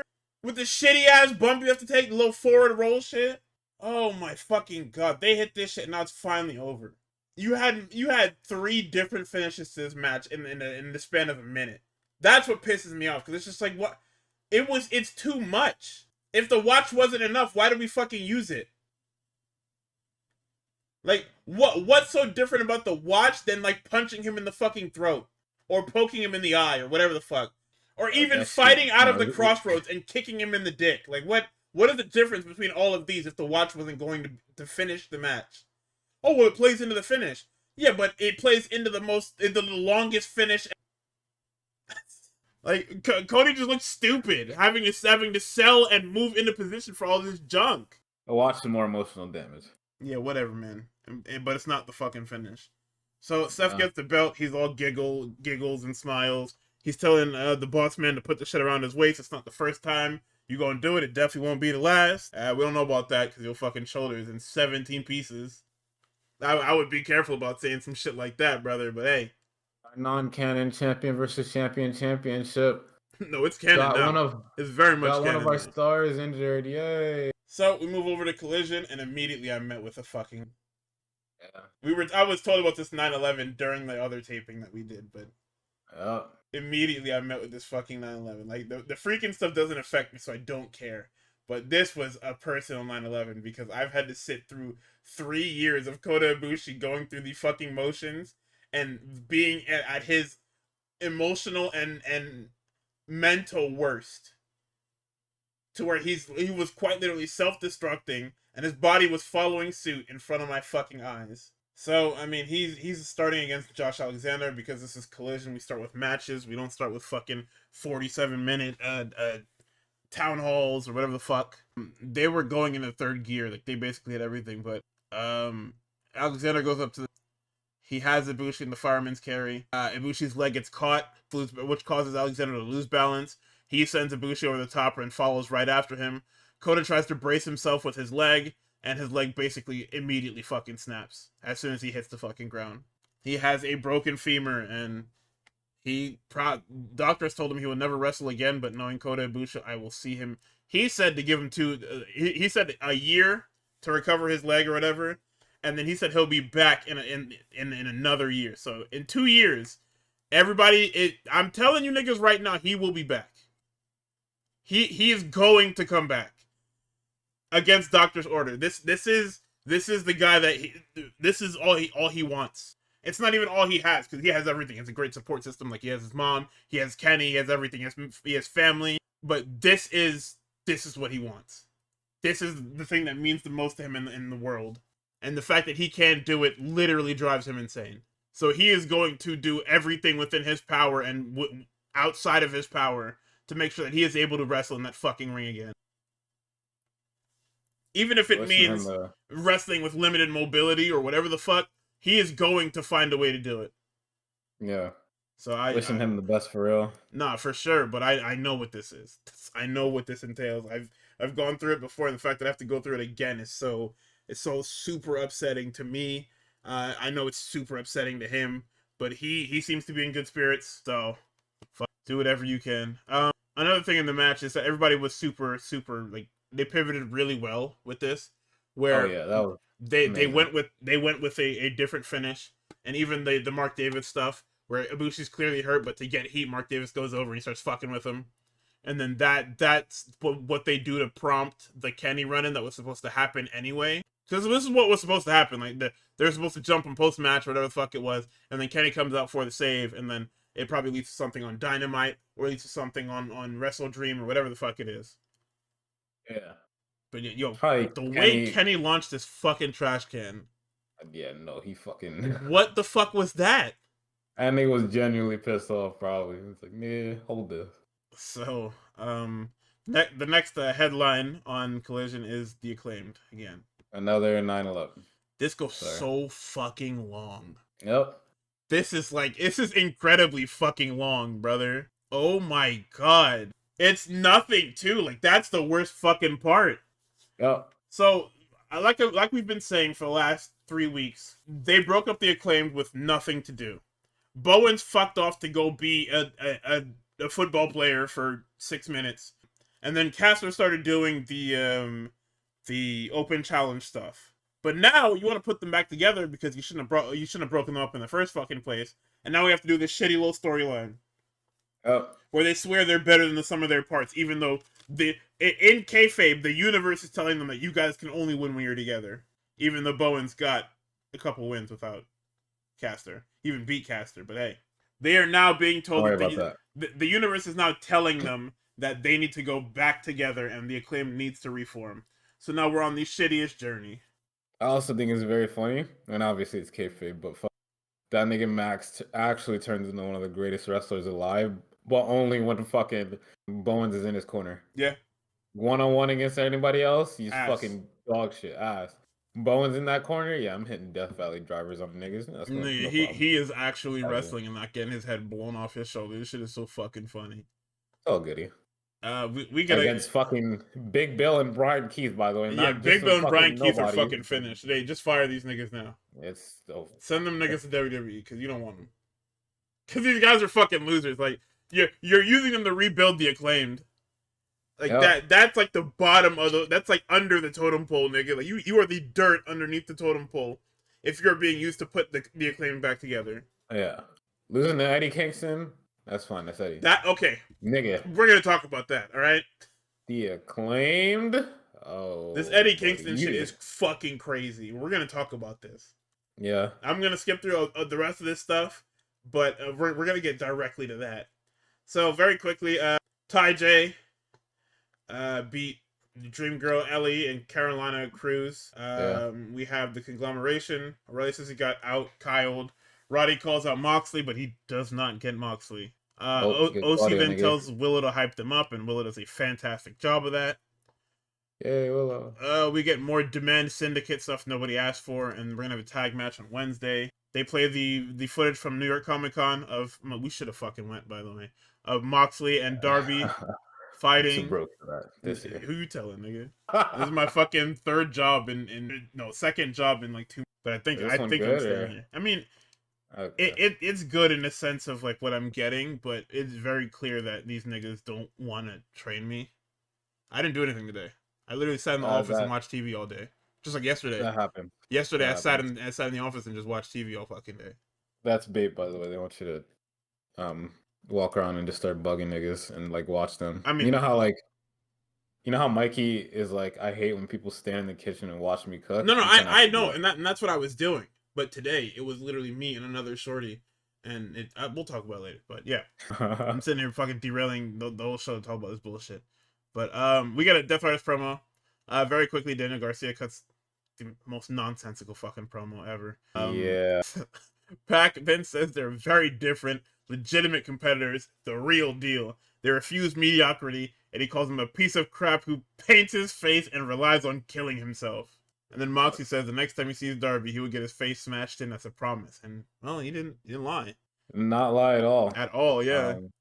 We have another trios cool. match. I'm skipping over this. I'm not even gonna talk about it because this is the same trios match that we've had for the last 3 fucking weeks. Yeah. Enough. I barely fucking wrote anything. I'm skipping over all this stuff.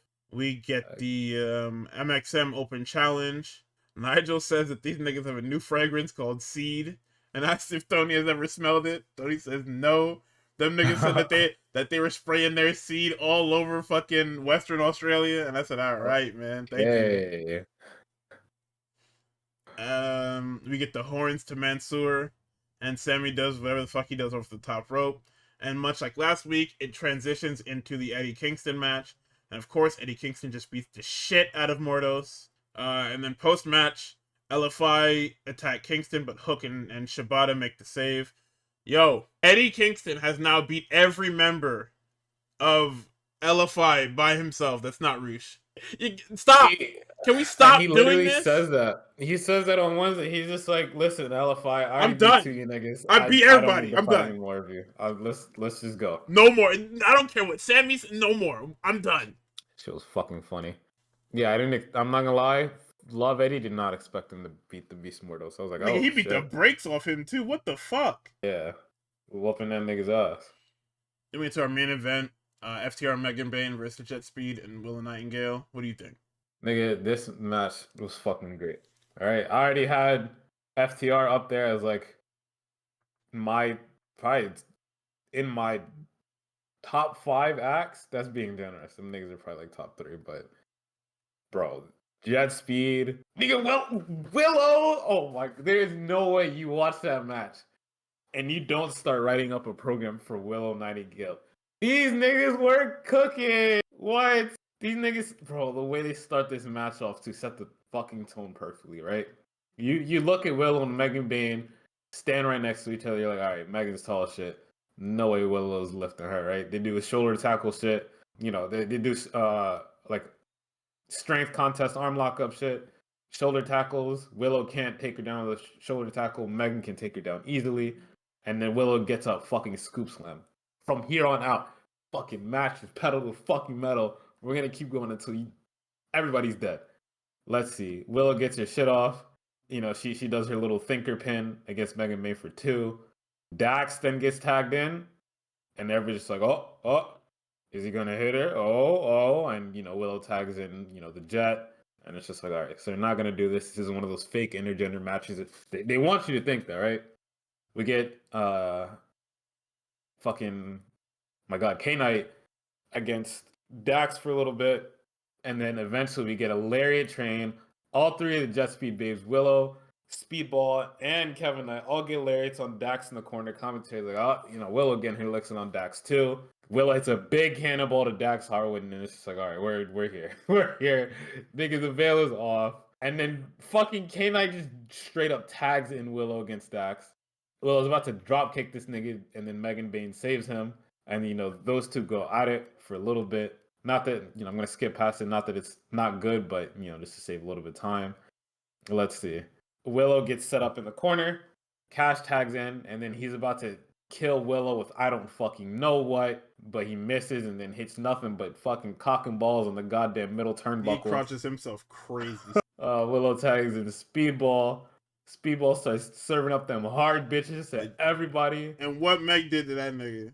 Let's see. Nigga, she hit that German and Speedball hit the crown of his head on fucking on the canvas. Fucking throwaway German the speedball. No, she did. And, That was gnarly because she held on to this nigga too. I think he thought it was gonna be released, and she held on to it. So it's literally he over rotates. He ends up fucking upside down, and it looks fucking awesome, even though it was probably dangerous as shit. I'm pretty sure fucking Cash or Dax come in and give this nigga fucking sheer drop brainbuster. Yeah, they do. Fuck that nigga. So let's see. Speedball is getting fucking killed. Speedball tries to escape. Cash fucking, tags in, brings him back. The Megasys comes in with a standing press that doesn't turn into a suplex, but I think it's fucking brainbuster. Goes for a splash. And then Willow tags in. Dax tags in, and it's fucking time. We are here, ladies and gentlemen, bro. Willow with some fucking hot offense against Dax. All these fucking chops and shit. Cash grabs her hair. He starts getting whooped. Willow with a splash, lariat, Irish whip. That does get reversed. Then in Insiguri, the Jet comes in with a drop kick, fucking power bomb, and then you get fucking K-Knight to the outside with a moonsault. Cash. Crowd is hot. Everybody's hyped up. Willow gets a pin for 2. Willow tries to pick up Dax. Doesn't quite get it. Dax goes up and over, pushes Willow into Megan, and then Dax pins her for 2, and he's trying to hold the tights, bro. This guy's fucking awesome. Bro. Such a scumbag. Oh my god. FTR are literal god. They're so fucking good, man. The Megasys tags in, Willow whoops her ass and is about to fucking powerbomb her. But Penelope Ford interferes. Willow literally brings her into the fucking ring just to fucking pounce her and kill her. Willow gets a dragon screw on Megan, then a half crab. Then everybody gets into the ring and everybody gets hit with a fucking half crab. Jet Speed Babes get half crabs on fucking everybody. Big Stoke literally pulls Dax and Cash out. Jet Speed fucking goes over the ropes to splash some niggas. Willow with big lariats to the Megasys, and she's whooping her ass. Then Penelope Ford gets fucking cheap shot punch on Willow. And while the fucking I don't remember what the ref was distracted by. It was Stokely. These niggas have enough time to hit a fucking doomsday device on the fucking Willow Nightingale for 3. I don't know how this fucking Stokely taunt might be worse than the goddamn Heyman taunts. Hey, era, fucking Paul Heyman shit. I've never seen it before in my life. Enough time to set up and hit a doomsday? You're insane. You're fucking nuts. They hit her with that hashtag shit too. Like that shit was fucking crazy. It is nuts, man. So this was an awesome main event, by the way. Like this is much like the Death Riders mixed tag. It's very respectful to everybody as a competitor. Like it's not the bullshit WWE. Haha, it's a woman, so I'm not gonna sell anything. Boy, we told you what happened to Mike Bailey. We told you what happened to Mike Bailey. Willow is crushing Dax. Like, they are very much treated as competitors, as they should be. There's no bullshit. There's no fucking gaga. Everybody in here is a wrestler and is treated as such. Nigga, Dax was so threatened. He fucking grabbed Will's tights to try and fucking fully pin her, bro. Absolutely. You fucking get shut up. Crazy stuff. Nigga. So, there is one thing that you missed. Well, you probably didn't miss it, but you touched on it lightly. It's when Kevin Knight tags in, and he's hitting everybody with drop kicks. Meg steps up, and he says, oh, I can't drop kick. Yeah, right. And then she takes over. Here come Nigel. I would have did it. Nigga said, if you asked me, I would have did that shit. Here come Shivani Deadpan. I didn't ask you. Nigga, I'm sure you would. So post-match, Meg tries to powerbomb Willow, and Harley comes up with a fucking guitar fretboard with a chain wrapped around it. And then, heels powder, and then the show goes off the air. I thought that shit was a fucking wrench, bro. They didn't know what it was on commentary either. Like, I saw it, I'm like, okay, that's a fretboard. Or I knew it was like the neck of the guitar. Shivani gave me the fucking Iggy with like the fretboard. And then you see the chain as well. It's like, oh, that's insane. What the fuck are you gonna do with that, by the way? Like, what is that? Is that your specialized weapon? Is that what we're doing? Fucking broken guitar. I mean, fuck. You would have thought she'd just pull up with a like fully like put together guitar to smash across the nigga's head, but I guess not. But they were saving it for what the fuck is this thing called? Nigga. No, they were saving it for TNA Bound for Glory, man. Come on. Oh, true. With what's his name there? I did watch that. But we'll cover that at the end. We'll cover the miscellaneous stuff at the end. I'm not gonna do that in order because nobody wants to fucking talk about TNA. You better watch the other one too. What? The final table, the Final table? unction, super unction. Oh no, I watched that shit. Okay, good. I knew it. You blow my It was mind. so crazy. Like, you know, you had a shit performance when you gotta go on Twitter and like beg and like Oh. over explain yourself. Listen, guys, it is okay. But again, we will get to that later because holy fuck. I mean, the rest of this shit we could really speed through. Raw opens up as per usual with a 35-minute fucking freaking town hall. Freaking no, my injured demon. No, So I he was just comes pulling out, up no here. sling. Sling was only for show, but he totally needs fucking surgery. He's back to his corny, goofy ass self. He calls them wankers. He does his Monday Night Rollins thing. The crowd finishes it for him. He introduces Division. Basically, he goes on a tangent where he calls the guys the future and that they've been elevated to another level by hanging out with him. And he goes on to say, yeah, his shoulders cook pretty bad, gang. Like he's gonna have to. That title is changing hands soon, and by soon I mean imminently, nigga.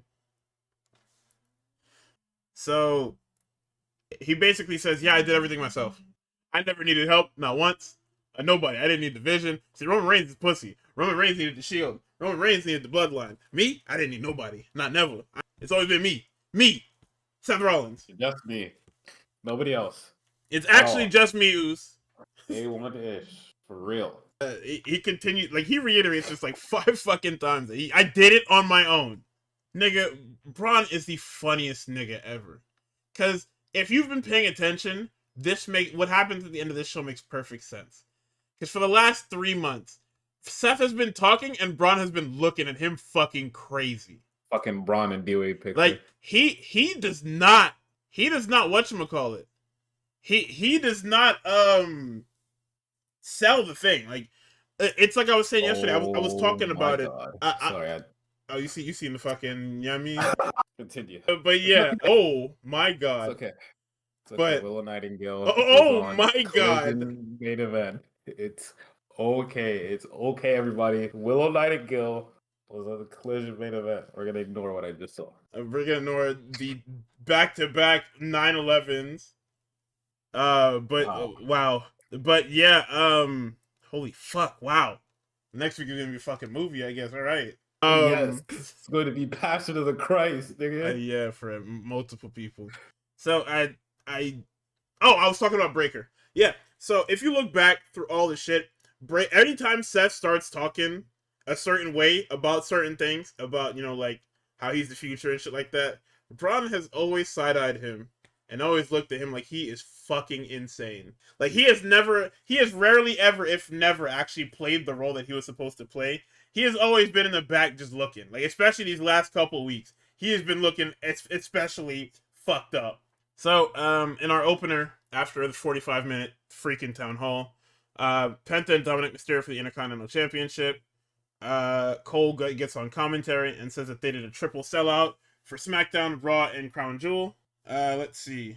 This was a good match. I like this match a lot, actually. I wrote down as a note is that it is very funny how being in the front row in today's wrestling basically guarantees you'll have a whole nigga thrown into your lap.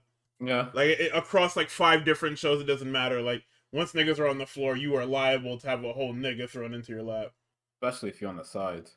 Like it's just very fucking funny. But yeah, I mean they do what they always do, really. Like we get some super cool stuff.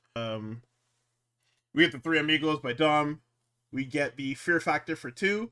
The Destroyer is reversed into a fucking Michinoku driver. Fire. Dom does a flying nothing and gets super kicked out of the sky. Rusev comes down to ruin the fucking match. For whatever fucking reason. And then Penta dives on top of him. So, let's see. Dom distracts the Timekeeper with the AAA Mega Championship. And then he takes the Timekeeper's hammer while he's distracted. Nobody saw this. This little nigga is a fucking evil genius, by the way. Like, this is insane. Just thinking about it. Because he distracts the Timekeeper with the AAA belt. He takes the Intercontinental Championship in the ring. Leaves it out so the ref gets distracted by it. Uses the fucking hammer. Blows Penta's head off. Stashes the hammer in his boot. And pins Penta for 3. Or sorry, and hits the frog splash for 3. This is This was fucking brilliant. Like, I would have cut the Rusev stuff out because it's super unnecessary. But like, yo, I mean, are they eventually going to run Penta versus Rusev? I don't know why. Is this Dom teasing that they're gonna drop to Rusev? What the fuck is happening? I think a triple threat is happening. Is what it is. And then I Okay. think we're going back to triple threats. I think that's very funny because you put Rusev in a ring one-on-one with anybody, he gonna get the accolade eventually. It should be a smoke But show. In a triple threat, it's just niggas. It's gonna be niggas getting put in the accolade, and the other nigga coming to save them, so Rusev doesn't fucking win. Yeah, actually, Actively nerfing that nigga when he's in a fucking multi-man. That's funny as fuck. like Rusev is the funniest fucking man ever. It's funny because his booking makes no fuss. I didn't want to lose in AEW, so I came to WWE to lose big style, lose and chase humiliation ritual, fucking Triple H humiliation ritual. Okay, this is the funniest shit ever. Fucking the Dominic Mysterio, that doesn't work for me, hermano. It's so funny. How did we get here? That's where we're at, bro. So, Jackie looks fucking fantastic, and she's with the fucking bum-ass nigga that has 3 articles of clothing.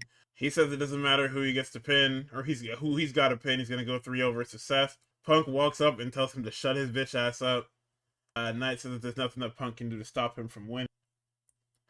More Kyrie traumatization, and that leads to Rhea Ripley and Kyrie with Io and Asuka at ringside. If you notice, Io, because Io being Rhea's second is very funny because she doesn't get in the ring with her. She stays on the outside the whole time, like a second would. You wouldn't follow the person into the ring. You would just, be at ringside. It's just very funny that she follows the actual convention of being a second. So Kyrie has her NXT theme back, by the way. So that's another person who has been bestowed their NXT theme. Thank you, Triple H. Very cool. Kyrie is on fucking fire lately. I don't know if anyone has noticed this. I don't know if we're being quiet about this, but Kyrie has been honestly on fire.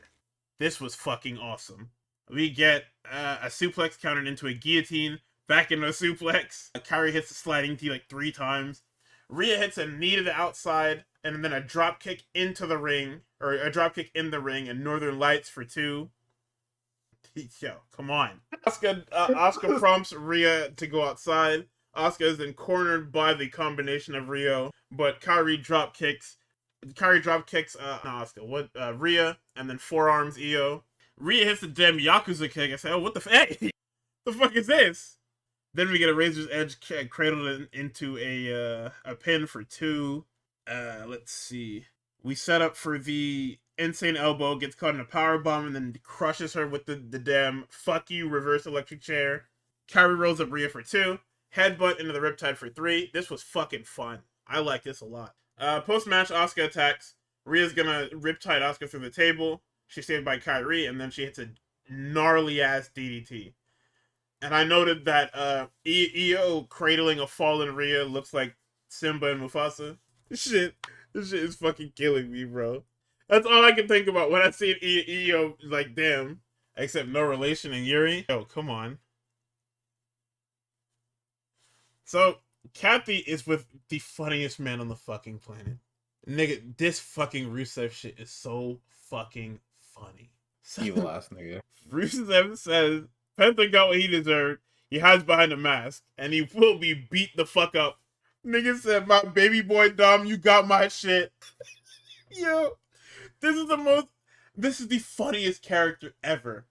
This era of Rusev is so fucking funny. Because no promo he cuts is inherently evil. He is an evil nigga, but no promo he cuts has any malice in it. It's so fucking funny.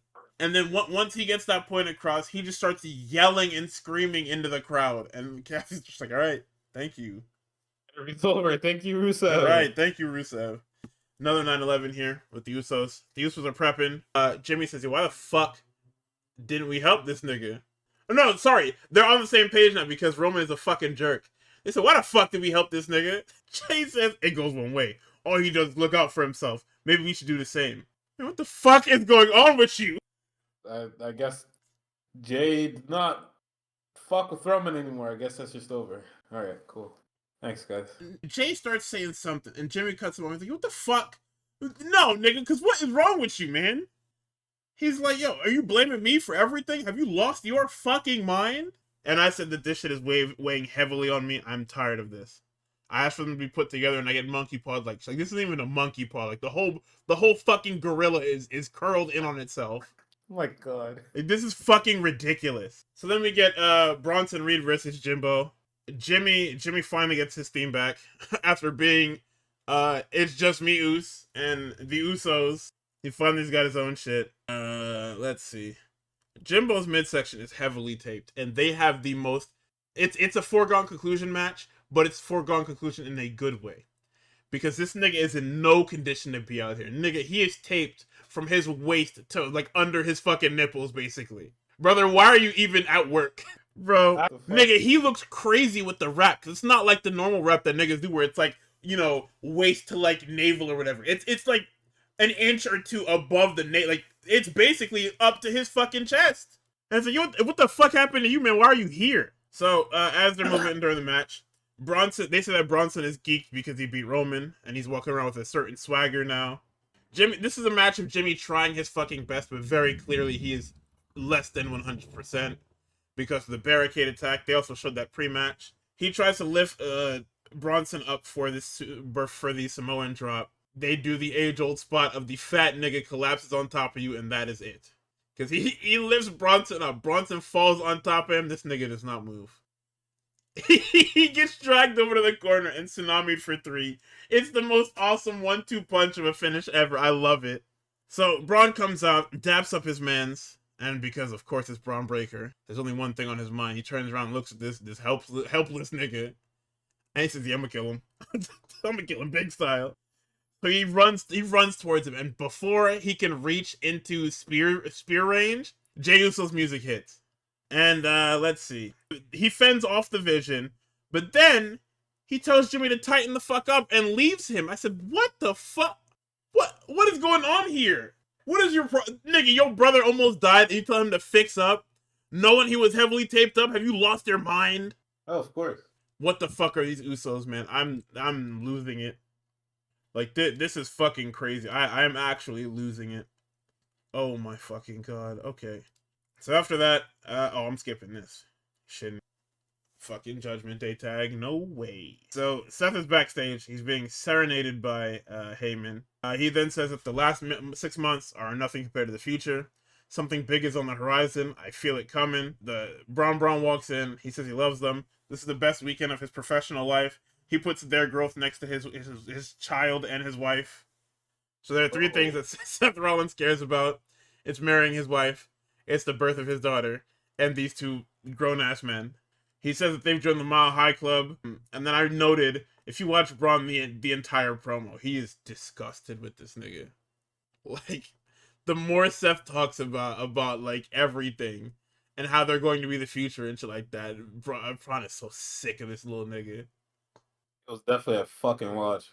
I think it was more than that when you think about it, because look at all the there have just been so many times where it's just like they've basically halted their careers to be subordinates to this nigga. Why the fuck? If I'm the future, why can't I be the now? I'm definitely good enough to be the now. I'm what, 2-time NXT champion, 1-time NXT Tag Team Champion, and the Intercontinental Champion. Nigga, I am more than ready. Fuck a future. I could win that shit tomorrow. And who gonna stop me? You? You with your shitty little knees? And your shitty little arm? I seen what Cody Rhodes did to you, nigga. That wouldn't dare happen to me. So, Pierce is talking to the referee. I don't remember who he's getting an update on. I assume it's on Jimmy. Or maybe it's on fucking, I don't know, somebody. AJ walks up. Pierce thanks him for Saturday. Dom walks up and Pierce tells him, "Can you get the fuck out of here? I'm doing something right now." Dom says it's not fair, he's the only one defending his shit. And they're like, "Yeah, hold on. You're right. It's not fair that you're the only one defending your shit." So, Tag Team Championship match next week. It's AJ and Dragon Lee against Judgment Day. Do you want to tell these niggas, or should I tell these niggas?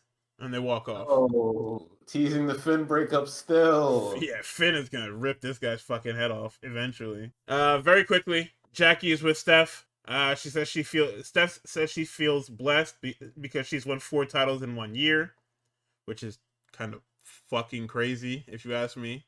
But Raquel walks out, and Raquel makes the case that Roxanne should be in her spot. And Roxanne's like, yeah, I was the last person to pin Io Sky, and I got nothing for it. It's not fucking fair. And then Steph said, yo, okay, either do something about it or shut the fuck up.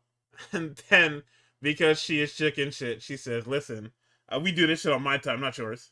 So then they go on to announce the 3-day attendance between the 3 shows. It's a grand total of 40,503. It's probably more like 32,000 of some sort because we know about WWE. Let's see. We got a triple threat main event. It's Jey Uso, CM Punk, and LA Knight. Punk comes out, and after he comes out, they serenade him with the rest of the verse of Cult of Personality from when the music cuts off. And he is fucking geeked. He is having so much fucking fun in Australia. I don't know what this nigga did for the weekend, but he was fucking having a great time. I mean, this match wasn't too bad. Very quickly, I'll run through it. Punk goes for the GTS super early because it's literally a kill shot. He gets thrown into a super kick. We get a suicide dive on LA Knight. Punk runs the table with the Bulldog clothesline combo. Let's see. LA Knight hits a DDT on Jey Uso that I swear he fucking killed him with it. Like, if you see this DDT, I would have fired LA Knight on the fucking spot.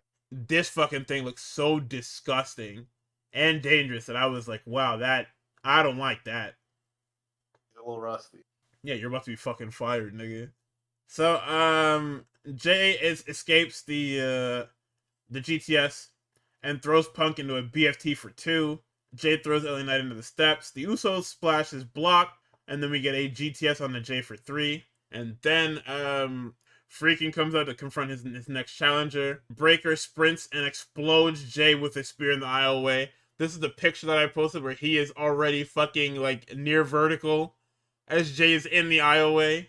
Or the picture that's on the screensaver here. Let's see. He eliminates LA Knight with a spear as well. Braun and Bronson are shitting all over Punk and stomping on him. They hit a tsunami on him. Freaking stands over Punk and tells him he'll never be World Heavyweight Champion. He directs traffic and has Punk dumped out of the ring. And then, as Seth is posing, when he turns around, he gets speared out of his fucking boots. No, freaking no. Heyman says, what the fuck are you doing? This nigga Braun goes over to Bronson and he says, you make a fucking choice right goddamn now. You're either with me or against me. Man, this nigga thinks about it for 3 seconds and drags Seth to the fucking corner and tsunamis him. I said, holy shit. Dogs are loose. He thinks about the shit. He doesn't think about the shit at all, man. Nobody, like, that's the funny part about this, is that nobody thinks about it for longer than 3 seconds. Bronson's face does not change. Like, Braun Breaker is the scariest motherfucker ever. Like, this is his Steiner moment. Like, he is here now. He was a Steiner before, but this is his moment. This is the moment that he fully evolves into Scott. Absolutely. Little niggas have big homies. We do not have a big homie. They talking about Braun chill. Chill for what? Who the fuck is this nigga? I never respected these niggas. I never respected Seth Rollins. I know Bronson don't. Oh man.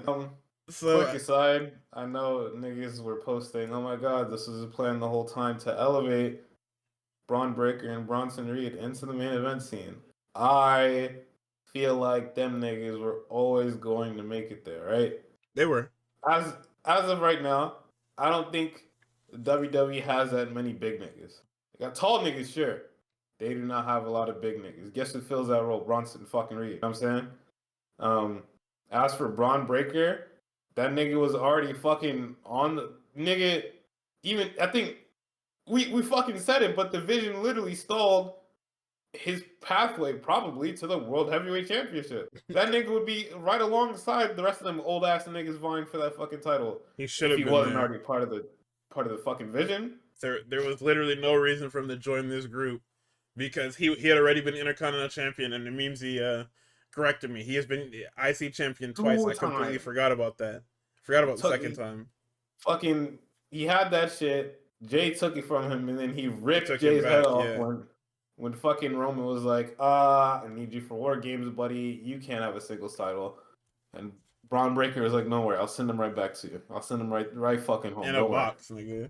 In a cast. Ripped his goddamn head off. 2-time IC champ. Was on the way to World Heavyweight Championship because, Dom said, yeah, I need you to come off that shit. And, now we're here. But he was always on the way. Bronson Reed fucking was on it with, he had a great feud with fucking Braun Strowman because Braun Strowman is good at putting niggas over in these monster versus monster matches. He had a good feud with Seth Rollins because he fucking killed Seth Rollins and did that shit where he fucking tsunamied him like 6 times and had that nigga looking like Kenny Omega. Kenny Omega spit his fucking guts up. So it's like that guy was on the way too. I like freaking, right? I don't think this fucking, I'll call it what it is. This fucking Diet Death Rider shit ain't really do too much for them. This fucking town hall. Can you remember when these niggas started out, when they officially started out, right? When Bronson first got introduced, everyone was like, oh my god, they have so much aura, and they had fucking Braun Breaker and some goddamn fucking slacks and a goddamn button-up shirt with a blazer. Get that shit off of him, man. Get that baited shit off him. That shit off of him. And this nigga was going around talking about himself the entire time, taking up 30 to fucking 40 minutes of fucking Raw time every time. So Seth could talk about the future and how CM Punk doesn't get it, and this and that, and fucking third. None of that shit was for them. They didn't get any more gold. They actually got no gold because they're too busy saving this nigga's ass. Gold. Too busy saving his ass. And we spent 6 months in this shit. And of course, freaking Seth Rollins got injured on a fucking stupid ass fucking headbutt. Just do a fucking Michinoku driver if you want to pop niggas. God fucking damn it, nigga. And now we're here and they killed him. And, I'm sure they can go do whatever else they want.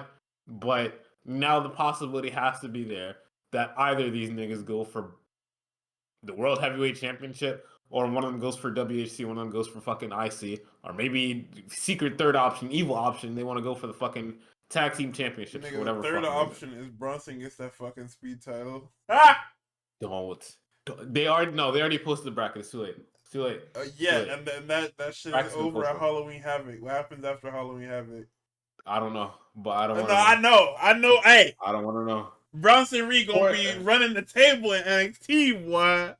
Option 4, send these niggas to SmackDown. Cody! Yo, could you imagine killing freaking and completely destabilizing the main event and leaving? Oh, Cody! Nigga, that's the most evil shit I've ever fucking heard. Oh my You completely destabilize Adam Pearce's show and leave. Fire as fuck. Nick all this psyop. Holy shit. But yeah, that was the end of Raw. I just want niggas to be for real about Braun Breaker and about Bronson Reed too, because they're really good, by the way. It may not look like it because Bronson Reed is getting put in fucking Roman Reigns matches. Tribal Combat or the fuck this shit is gonna be. And I honestly cannot remember the last few singles matches for Braun Breaker, because all they have him do is run out and spear niggas vertically. This shit is awesome. Which is great, but like they don't let the nigga wrestle, so I don't know. I know he's good. I just know what I'm saying. Nah, I hear you. Yeah, that's Raw. Freaking, I'll miss you. I don't know about everybody else. I'm not gonna miss him. I know it's gonna. Hold on, the machine guns and Los Garzas on my TV. Oh my, Nature is healing after they announced the AI. Well, Grok working. Yeah, Grok is working for now. Fucking idiot. Okay, so NXT, I'm gonna just dive through it really quickly. Show opens up with the Saints Town Hall. He calls Trick a bitch ass nigga before last week and ditching him. Says he wants him at Halloween Havoc. Trick appears on the TV and he says, "Fuck no, bitch. You hate me because I'm thoroughbred and you just had to fight and claw for." Oh god. Yeah. I thought he was. He said thoroughbred, like, for real? No, he said that he hates him because he was treated like a VIP when Ricky had to work hard to get here. I was about to say. Yeah, I completely forgot it's a whole. You could spin that into a whole thing. That's fucking funny. That's what that storyline should be about. Nigga, yeah, I was literally about to say, nigga, somebody get Trick on the phone, bro. I got some for her. Umar said, hold on. Umar knocked on the hold on. Umar starts fucking And he's celebrating married to a NXT. black queen. Yeah, Umar coming, nigga. And then he starts talking about Last Legend. We must stay focused, brothers. We must stay focused. Yo, hold on. Oh my Oh my god. God. So Trick says, yeah, we'll do it on my time. Ricky says, fuck all that. I'm coming for you, bitch ass nigga. We cut to the back, and the junction is happening again. These niggas are backstage talking about, yo, Bound for Glory was awesome, but I would have had you beat. Javon said, nigga, I had you beat. Them Dark State niggas fucked everything up. The Hardy said they've got Dark State at Halloween Havoc, and they'll get their get back for them. Matt Cardona and Josh Briggs. I forgot that was so bad. You see, chat? You see? So Cardona does not come out to radio. Sorry, Shadow. He comes out to his indie theme or whatever the TNA theme, the Always Ready shit. Briggs taunts him with the broski boot and he gets punished for it. Cardona hits the Unpretty Her, and Vic calls it like it was supposed to be a surefire 3, trying to protect the actual breadwinner's finish. Shout out to Vic Joseph. Let's see. Briggs tries to use the chain, ref catches him, radio silence for 2, and then Briggs just hits a big boot and sends him.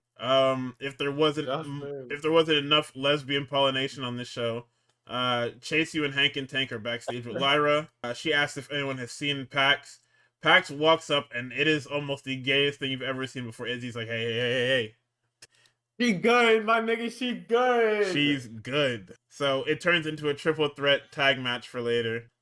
We get Dr. Wagner Jr. and Lexus King. Who the fuck did this? We get a Shining Wizard and a Michinoku Driver for 3. Ego comes out to confront him. This is the funniest part of the fucking show, by the way. Wagner, I didn't write down what Wagner said in Spanish because I'm in the office and I wasn't gonna fucking translate everything. So Wagner says all of that, and the next thing out of Ego's mouth is, "Okay, Poppy, I have no idea what you just said." So then, as he tries to continue, Wagner basically tells him "Cállate," and he says he wants a Dia de los Muertos match at Halloween Havoc. Backstage, Zarya is upset that Sol Ruka has put herself in a battle royal and elects to fight Blake alone. Let's see. Javon Evans. Oh yes, Javon Evans and Leon Slater are like, yo, we want to fight tag teams. We fought each other, now we want niggas to fuck up big style. And Stax walks up with Ariana Grace and Santino, and they're an on-screen couple now. And Santino's like, hey, can my future son-in-law have an X Division title match as a treat on NXT? And Ava, because it's Ava, says, yes, I don't see why not. Fuck it, dude. Here. Nigga, there is the loudest crash I have ever heard. Everybody runs over, and Ricky Saints is fucking dead. Trick Williams is standing over him talking about, yeah, I told you to do this shit on my time, fuck nigga. I told you. Ava kicks him out of the fucking building. It's the funniest shit ever. So, Blake, Monroe, and Zarya, this is a 9/11 for Tux, because Vic just asked him straight. He says, "Book, as Zarya lost her way, is Sol using her?" Booker said, man, she was supposed to be a huge signing, but since aligning with Sol, she's been relegated to a cheerleader, and he wants her free from this Sol Ruka nonsense. Booker, please don't do this to me. I'm begging you, man. I can't take much more. I'm losing everything. Yeah. Why would you do this to me? So Blake needs to. This is what pissed me off this week, is that Blake, it's actually my first 9/11 of the night. Actually, Blake, she needs to be put in better positions. Zarya does not. What EXP? This is the Drew McIntyre situation again. What EXP does Blake get from beating Zarya? She get no EXP because Zarya is not a singles competitor. In terms of singles competition, Zarya is so low on the fucking scale that she gets like 16 XP for winning. Bro, she's a Gen 5 auditor, bro. No, she's not. She's been relegated to fucking in the grass outside the second gym, nigga. My God, bro. So let's see. Yeah, but I'm not ready for 3-time NXT champion Trick Williams. Let's talk about it. We're not ready for that. Let's talk about it. Nigga, if he wins that belt again, shut NXT down. I'm so serious. If Ricky Saints loses to this nigga, I don't give a fuck if it's a means to an ends for Javon. Like, enough. Let that fucking thing go. Go do something else, man. They actually have open casting for SmackDown. Go. He should be up there. He would spice that shit up. I'm not gonna lie. I would have had him win the United States Championship. Not that other guy. Yo. Because I mean, listen, when he goes up in the next month or so, that's what he's going to be doing anyway. They're just going to rehash the NXT feud. I think his Hollywood trick, being an asshole to everybody gimmick, would actually work very well on SmackDown because everybody's an asshole on there except for Cody anyway. So. No, Cody is the asshole. Everyone else is okay. It's the reverse. I'm not sure. Fucking whole tag team locker room full of dickheads. Yeah, and Nathan Frazier. Jacob, dickhead. Drew, dickhead. No, Drew's a fucking loser. And he's a dickhead. He's not no dickhead. He's just fucking dork. Sorry, he only gets that one label because he doesn't know how to fix up. Carmelo, dickhead. Miz, dickhead. Where's the dickhead on Smack? Except for Sammy, I guess, too. We're trying to get his aura back. And then when he lines up with Cody, he's gonna look like a fucking bitch again. I love it. Them niggas gonna have mics across from each other. Yo, it's crazy. Cody's gonna get 30 EXP instead of 15 now. Oh my. Cody's gonna be like, yo, you go any good birthday parties recently? All right. How many good celebrations you've been to? You've been outside lately, Drew? Who was the host? I heard you like birthdays, nigga. They'll probably have him beat Cody, and then here comes Braun Breaker to kill Drew McIntyre right after. God, I hope so. This storyline was brought to you by Sora AI. Absolutely. All right. What else is on NXT? Nigga, I forgot that Randy held Pierce at gunpoint at some point. This is the ignore the caption, but this is the funniest image I've ever seen. Because Pierce knows he is dead to rights. Like, that's the face of a nigga that has given up, yo. He knows his life is forfeit, son. He's like, alright, you can put me down now. But to jump back in, Blake gets a chair, Soul takes a chair from her. Soul's distracted with the ref, which allows Blake to use the hairpin, and then the beauty shot or beauty shock, I don't remember which one it is, I'll look it up later, for 3. Ava announces the Men's Speed Championship. It's Axiom and Shawn Legacy and Jasper Troy versus Zachary Wentz. To which I wrote, why the fuck didn't we get Trey Miguel? If you didn't want to fire Wentz, you fucking shouldn't have. We have the triple threat number one contenders match. It's Chase U, Hank and Tank, and the Culling. Booker calls Hank and Tank shit and asks when the last time they won was. He also says he fucks with Chase U, but he hates Andre Chase.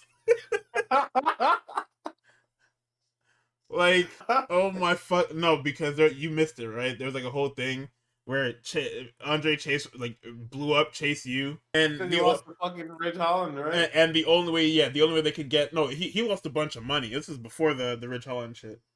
Oh my god. He had lost a bunch of money, and the JC Jade had helped by selling they were selling feet pics to get the school back, and they got the school back, and then off of that, Booker's just like, nigga, this nigga is a punk ass, bro. Fuck this nigga. This is bad religion, bro. That was one of the funnier storylines because it was just so nonsensical on NXT. Oh. You basically have the girls doing OnlyFans to keep the school open. Nice job, guys. So nothing happens during this match, and then OTM reappear. Lucian Price and Bronco Nima. They attack everyone, and the match is considered a no contest because it laid out literally everybody. So who knows? Soul is waiting for Zarya outside of medical. Says she should have been out there. Soul says that she's giving Zarya her spot in the Battle Royal because it's time for her to get some gold for herself. Ricky Saints is stomping around in his low booties. He's mad. Ava tells him, yo, this nigga is gone, bro. But show up next week and there'll be a contract signing for a match at Halloween Havoc. Does nobody wrestle on this show for opportunities? No. Does everybody just wait around to get stuff and then that's it? Like we just book based off of niggas saying gimme? It's also funny because Trick Edition was like, no, we're doing this on my time. Yeah, and Ava said, yeah, fuck all that. That guy had a great idea. Like, did she call him? And he was like, yeah, I'll sign the contract. And no, I think she's forcing him to sign the contract. That's illegal, but... Hey, you know what else is illegal? So, chill. So our main event on this show is the NXT Battle Royal, or NXT Championship Battle Royal. Jordan comes out first. I said, what even is her purpose besides TNA baiting? Then next out is Lash, another person whose time they're wasting. TNA's Lei Ying Lee, the former Xia Li. Xia Brookside, and the former Alicia Fox, Victoria Crawford. Jada Parker is the last person to get an entrance. Another person that they're kind of like just limboing. Backstage, Darkseid have murdered the fucking Hardys. And then they say that next week it's Hank and Tank versus OTM. I guess the Culling and Chase U were dog shit. I guess we just gave up on the other two. That makes sense to me. So, I'm not gonna go through all these eliminations. I don't really care about this. The big ones are, the Meta Girls reunion. Lash accidentally bumps, Sade, but catches her, hugs her. Zarya dropkicks Lash, and Sade is eliminated. Reheating that, hell yeah. Lash eliminates Miss Parker, and because she's so fucking mad, she hits Hypnotic on Xia Brookside and then beats the shit out of her. Hey, that's mean. Everybody left in the match decides that they're going to collectively throw Lash over the top rope. Soa has randomly emerged at ringside to help, only because she's going to get killed later, of course. Let's see. Blake runs down to ringside and explodes Soul. Zarya eliminates herself because she's a fucking asshole. Your final four is Kendall, Pax, Izzy, and Joe. Oh, sorry, I missed the very important side note of the Carmen Petrovich got eliminated first. Chat, you remember when they said Carmen Petrovich, her whole push got stopped by you know, the big three? Yeah, remember that? Hello? Do we have any Carmen Petrovich stands in the chat? Hello? Absolutely not. Can y'all remind me of how her push got stalled for the big three? And now the big three are gone. She can't find TV. She can't buy TV time. And then when she's on TV, they eliminate her first in the Battle Royal. Hello? So Kendall goes on a tear. Kendall eliminates, let's see. She eliminates Jessie McKay. She, DDTs Izzy.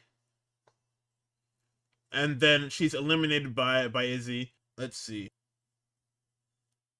Pax is the last woman standing because Izzy eliminates herself and Jordan after she tries to eliminate Jordan and Pax. And Tatum and Lyra celebrate in the ring as Izzy is absolutely positively fucking disgusted. So Izzy Dame and Tatum Paxi as a duo is not long for this world. It wasn't long before because we knew this was always Tatum being used as like a shield or as a minion, but it's definitely not.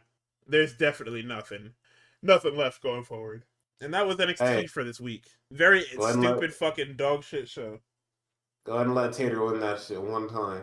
They're not letting Tatum Paxi beat JCJ, nigga. Let it happen. Especially not when they just added a whole person to Fatal Influence. Lyra's power level is strong enough to beat them niggas. No, it's not. Not in NXT. No, that's fine. She's main roster. She has a stronger power No, level. she's been debuffed by Bayley. She got on debuffed by Bayley. We'll just start lying, man. I don't know what you want me to say. So, 3 hours of fucking Dynamite. Tony Khan, you fucking hate me.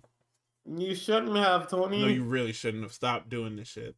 So we start, you know, niggas call me a fucking liar because why not? We start off Dynamite with this damn, hold on, where the fuck am I? Yeah, we start off Dynamite with this damn face-to-face. Renee's backstage with Stat and Tony. The short version is they start stripping. Then Renee strips with them and tells them to sit the fuck down. Tony says that she thought she'd be free after losing the title, and she lied. She needs that shit. They go face to face, and they ask if is the interview over? Is the interview over? And they said they're going to the ring. And then when they leave, Renee's like, "Where the fuck is my jacket? Somebody give me my jacket." And once again, they are just fighting in the fucking ring. Again, Tony Khan does not send security out immediately to go get them. There was so much commotion. Where the fuck is security? He's locked in, man. So Tony gives Stat a free shot, and then she gets headbutted. She tries Storm Zero, that's blocked into a... Tony is able to get the belt, and Stat offers her face. Tony wants to fucking kill her with this belt, but she cannot. So we have a Jack Perry pre-tape. Jungle Jack says he loves the Young Bucks, but they ditched him when he needed them the most, which led him back to the dinosaur, which sounds a bit fucking ridiculous when you think about it, but I mean... So, Gates of Agony and Hurt Syndicate. Bobby Lashley will not be pinned. Hell no. This is the 4th match between the two teams, or I guess the two factions, and this is the 2nd actual tag match, but it feels like it's been a fucking eternity. Danielson says that Lashley casually lifts 605. I said, hey, what? So let's see. We get a pendulum DDT from Shelton onto Leona. Lashley and Leona double down outside. Shelton pops up to the top rope and superplexes Khan off the top. Ricochet hits a dim Busaiku knee on the Shelton, and then Ricochet gets laid out by P, and that's enough for Bishop Khan to pin Shelton again. So we have an all we have an all-time record between the factions and 1-1 in terms of tag matches. Crazy. We get the same recap of Darby fighting Mox at New York Comic Con, and then we have Darby Allin and Jon Moxley face to face. It was fire. This is the nuttiest thing I've ever. Niggas was talking about some fucking Roman Reigns during this segment, bro. Oh man, bro. See, the difference is, I don't want to blow somebody else's house up listening to Jon Moxley talk. Yeah, because he's a human being. Well, I mean, okay, Darby makes me want to like set cars on fire, but that's neither here nor there. He's just a little freak. So, Mox says, "Heck of a situation we got going on here. Wanted to make sure we all understand the implications of an I Quit match. In Toronto, there was zero chance you were going to put me in a coffin. The game was rigged. It was never going to happen. This game was rigged in both directions. You will never quit. I'm certainly not going to quit. So what are you going to do, man? I'm out of ideas. So what do you want to do? How is this going to end? If you want to be on the right side of history, though, it's never too late. Darby, it is John. I wish I could, but I can't. There's not a day that goes by that I don't think about joining the Death Riders, which is crazy. Stop. What the fuck? Weren't you the first person to say it? This group was fucking off? Crazy. Like, you know these niggas weren't always the Death Riders, right? Like, have we retroactively changed it so that when Danielson was in it, it was the Death Riders? Is that what they're trying to tell me? Can you imagine Danielson in the fucking Death Riders fucking Titantron openings, man? Jesus Christ. But that's what they're trying to tell me, right? Darby says that the crux here is that it's Danielson. Because you killed Danielson, I cannot follow your lead. Yeah. I understand the cost, I understand what it is you're trying to do, but it's you I don't respect. It's all about Danielson. I saw what you did to him. Why would I want to go into war with somebody who can stab his brother in the back? Why would I want to go to war with somebody that finds someone so disposable? Someone they consider family. This nigga Mox. Brian? Still talking about Brian? I killed that nigga a year ago, bro. Come on. I did the best I could for Brian Danielson. This is a war for the future of our sport. This is a war for the future of our craft. Sacrifices need to be made. Hard decisions have to be made. You think that isn't tough for me? You don't know what sacrifice is. You don't know that weight, what that weight on your shoulders is. None of you do. Here goes Darby again. When I was on top of the summit of Mount Everest and I held that flag above the world, I saw that AEW represents freedom. And I see what you're doing. You're slowly chipping away at everything that represents this place. Everything that makes this place special. And I'm going to hang that flag in my house so I look at it every day. Remind myself of everything AEW gives me. Nigga, Before I do, I'm going to wrap it around your throat. And when you say the words, I quit at WrestleDream, all the Death Riders that blindly follow you are going to realize your word doesn't mean a thing. And this whole operation you're running, it's going to come crumbling.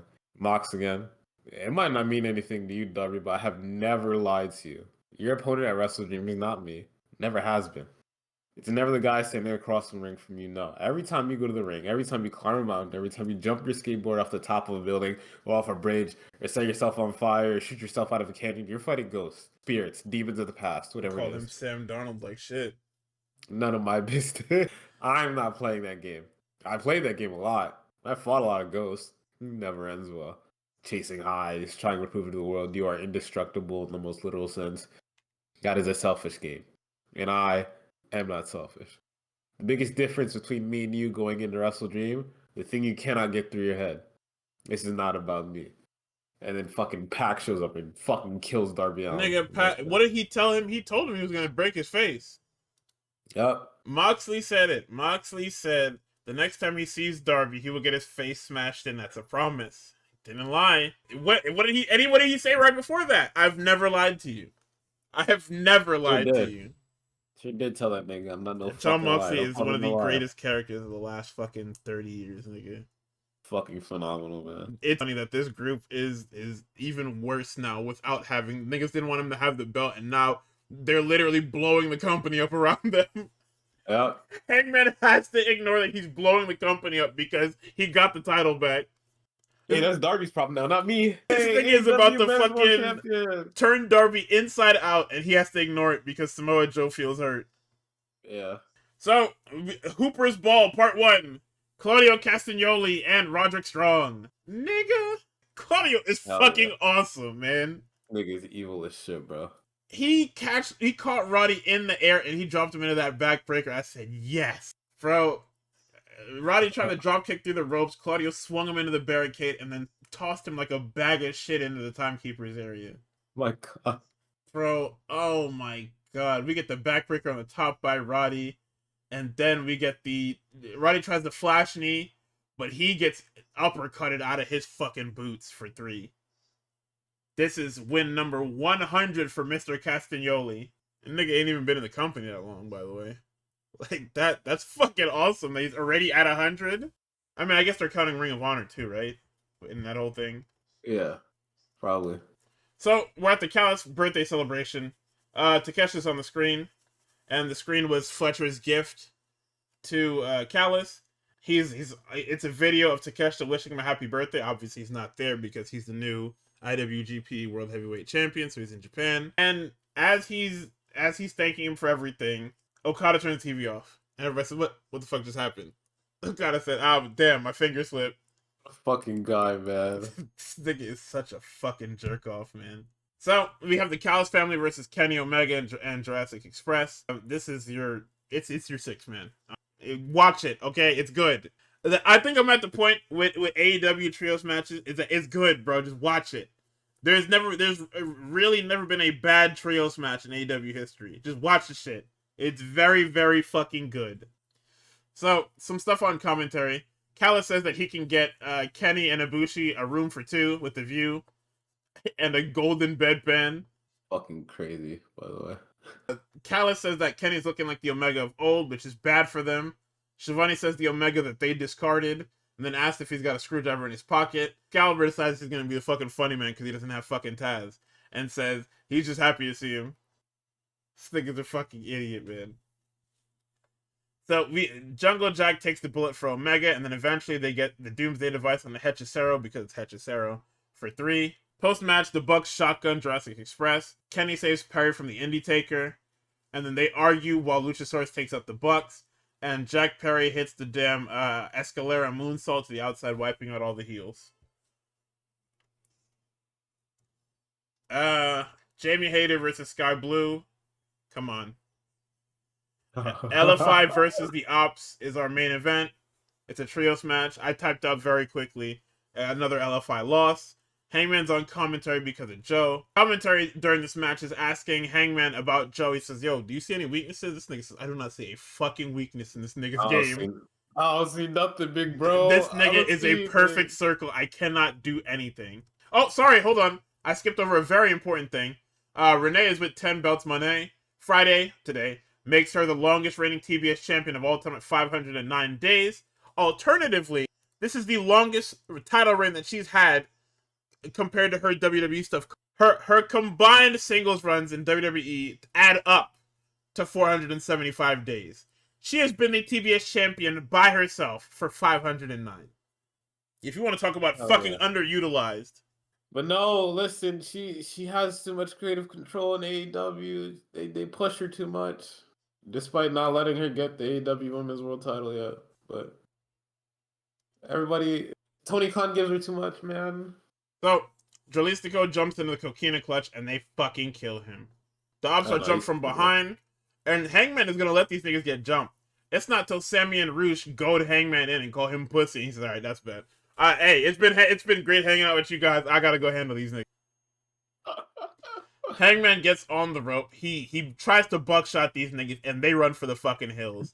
Joe ends up behind him, has the belt in his hand, and throws the belt to Hangman and leaves. And we end the Dynamite portion of this show.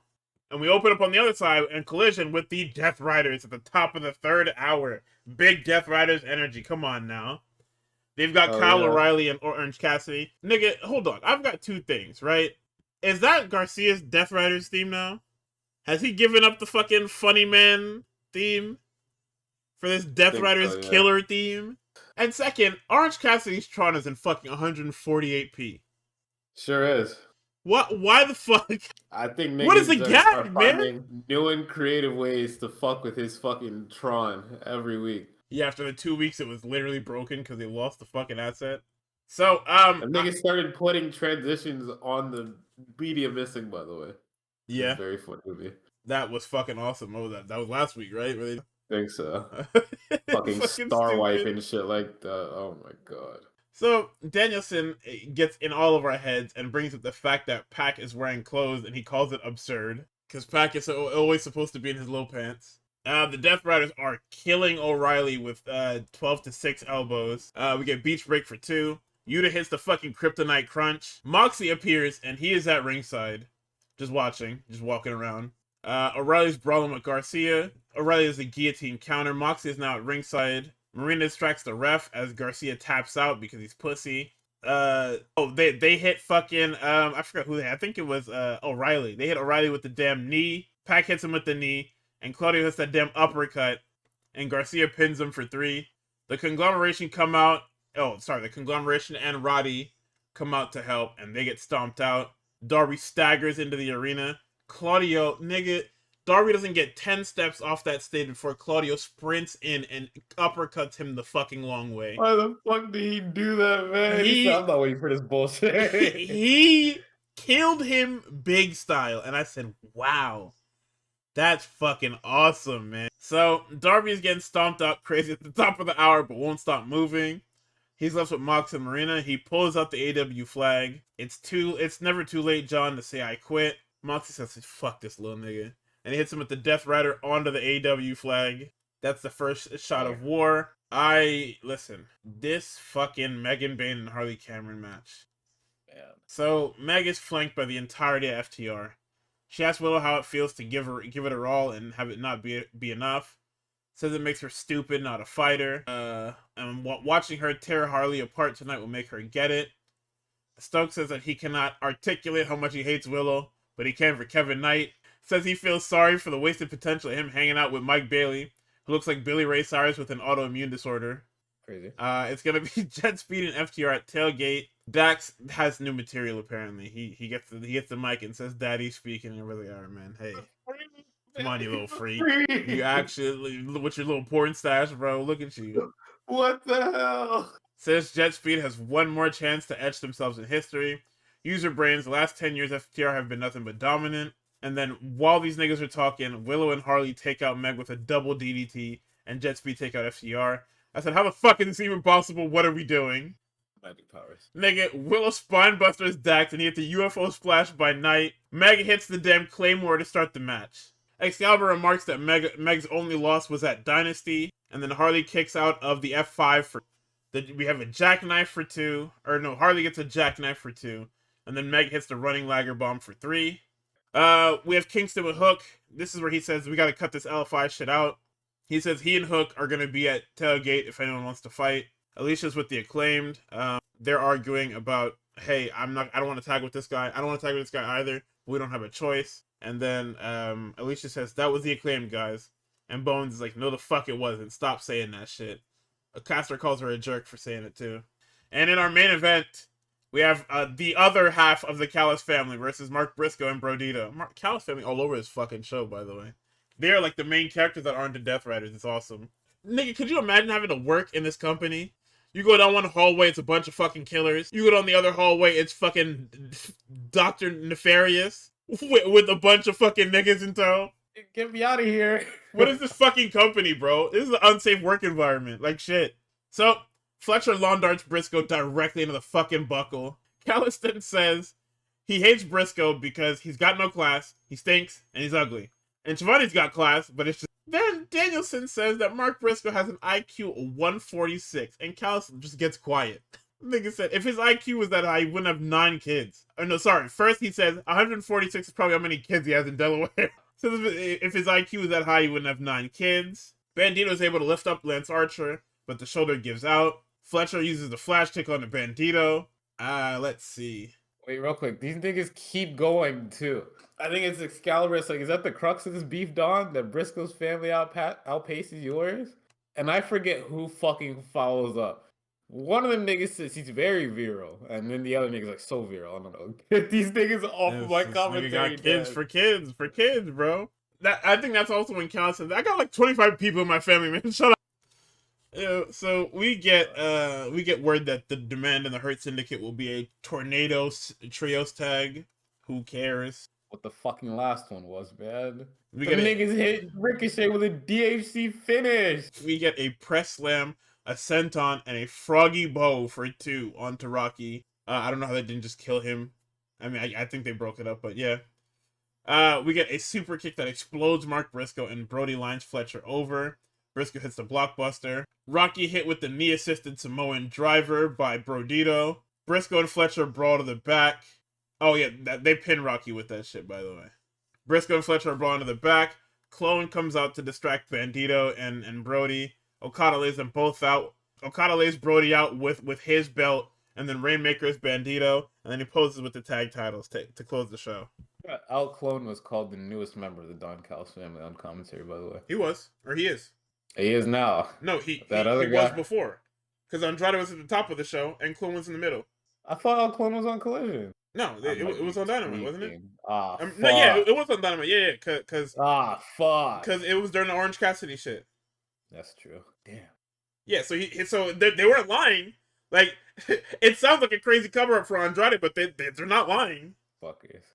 They just got really lucky that they did this before Andrade got sent to Guantanamo Bay.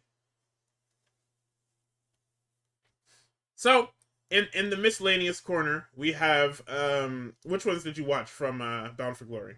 I watched Javon Evans versus Leon Slater, and I watched The Unction. Oh, fucking awesome. Perfect. So, let's start with The Unction. What did you think? I thought The Unction was fucking awesome. Didn't write it down because I was out and about today, but they did a lot of cool shit that I liked. These guys had really creative kind of like reversals for each other at one point during the middle. These niggas obviously did like a lot of splashes to each other. I like how it started off with like, two niggas kind of like playfully like, we're in a ring. Nigga, these guys get in the ring. And they got a fucking, maybe not Danielson Omega levels of niggas being like, oh my fucking god, this is awesome, before the niggas even fucking touch each other. But the TNA crowd was fucking geeked for this. They were unglued for this shit. They don't get good wrestling often, so, Oh my god. But,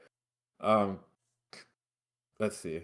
Yeah, they did a lot of, the story of this match, they're friends, they're hanging out, they're chilling, wrestling. At what point, and Javon taps that nigga Leon Slater one too many times. Leon's like, fuck off me, bruv. Get your fucking hands off me. Get your fucking hands off me. And pushes him, and then Javon's like, oh, okay, all right. If that's what you want to go with, nigga, let's get to it. Let's get to it. And then they start fucking like actually rumbling. Javon's trying to hit a lot of his shit. Leon Slater's not letting him hit it until later on when they're both kind of like broken down. He hits his fucking Hurricane Rana. Nigga, Leon Slater kicks his nigga in the fucking head like 6 times. Fucking Javon was going for his fucking little tornado kick. Leon kicks him in the fucking head in the middle of one of those. I was like, oh my god. But, these niggas are getting active. They're hitting all their shit. Clip of the night was obviously fucking, these niggas are about to go into a fucking old nigga style chopping contest. And then Javon's like, nah, fuck that. Cutter. OG Cutter, bitch ass nigga. And hitting all their shit, and it was really fucking, it was just a good match. Probably best of the night, but I didn't watch the rest of the show, so I can't say that in good faith. Bro, there was a bump here that was fucking insane, bro. I think it was either Javon or Leon hit the other one with like a cutter, and that shit, like, Javon's ass barely fucking grazed the apron, and then he hit himself on that hard ass mat they got on the outside. Javon was selling that shit like his back was broken in fucking half. Because it probably was. It felt like shit. And it definitely felt like shit when he woke up the next morning too. Absolutely. But no, them niggas got to work. Hell yeah. Nah, fuck with it. Only issue I had was with the ending, obviously, because absolutely huge. I don't like the time limit finish into you restart it and there is a fucking thing.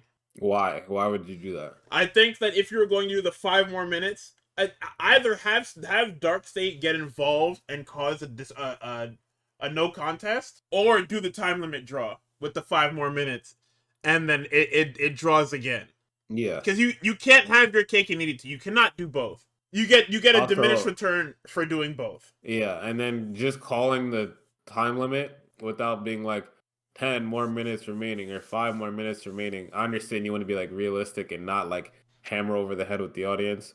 Oh, they're gonna do a time limit finish, but like I think it's worse to just be like, oh, by the way, guys, time limit expired. Sorry, bye. Just so you can have Santino come out. We'll give you 5 more minutes, and then fucking 2 minutes in Dark State fucking shows up and kills everybody, because why the fuck? Who cares about Dark State? Who cares about Dark State? Other than these niggas doing a fucking shield bomb. Who cares? Nobody gives a fuck. It came out that WWE had their hands all over that fucking match, so there you go. Awful scenes. That's how we get Dark State, and like I get you don't want Javon to lose. Time limit draw was perfectly fine. Why did Dark State need to be there to give an out? Yeah, literally, the out was a fucking time limit. Like that's why I said you can't have your cake and eat it too, because it looks like shit. It cancels out. Like it literally cancels out too. That's terrible. And we have the unction. So what you got, man? Outstanding playing in the background, by the way. Oh yeah. Yo, this was the worst match I've seen in this year. This, like, it's not like outstanding just because these niggas are old. They're old and it's bad. It's awful. Like, it's two double-edged sword, right? So we have, I guess, tables, ladders, and chairs, but it's tables match rules, right? Yeah. Team tables match. So it's whoever puts both members of the team through a table wins, right? We start off immediately. Jeff gets sent to the outside. Matt gets hit with a fucking, what was that shit called? 3D. They hit that nigga with the 3D immediately, and he goes to the table. I said, "Oh, is that it?" And then they go, yeah, they hit him with a 3D. They do the fucking, I don't know what that nigga's name is. I'm fucking 12 years old. Devon, get the tables! And, you know, the crowd is fucking unglued for that. You know, everybody paid their ticket just to be able to say that, right? Because that's what wrestling is in 2025. Hey, that nigga gets the table.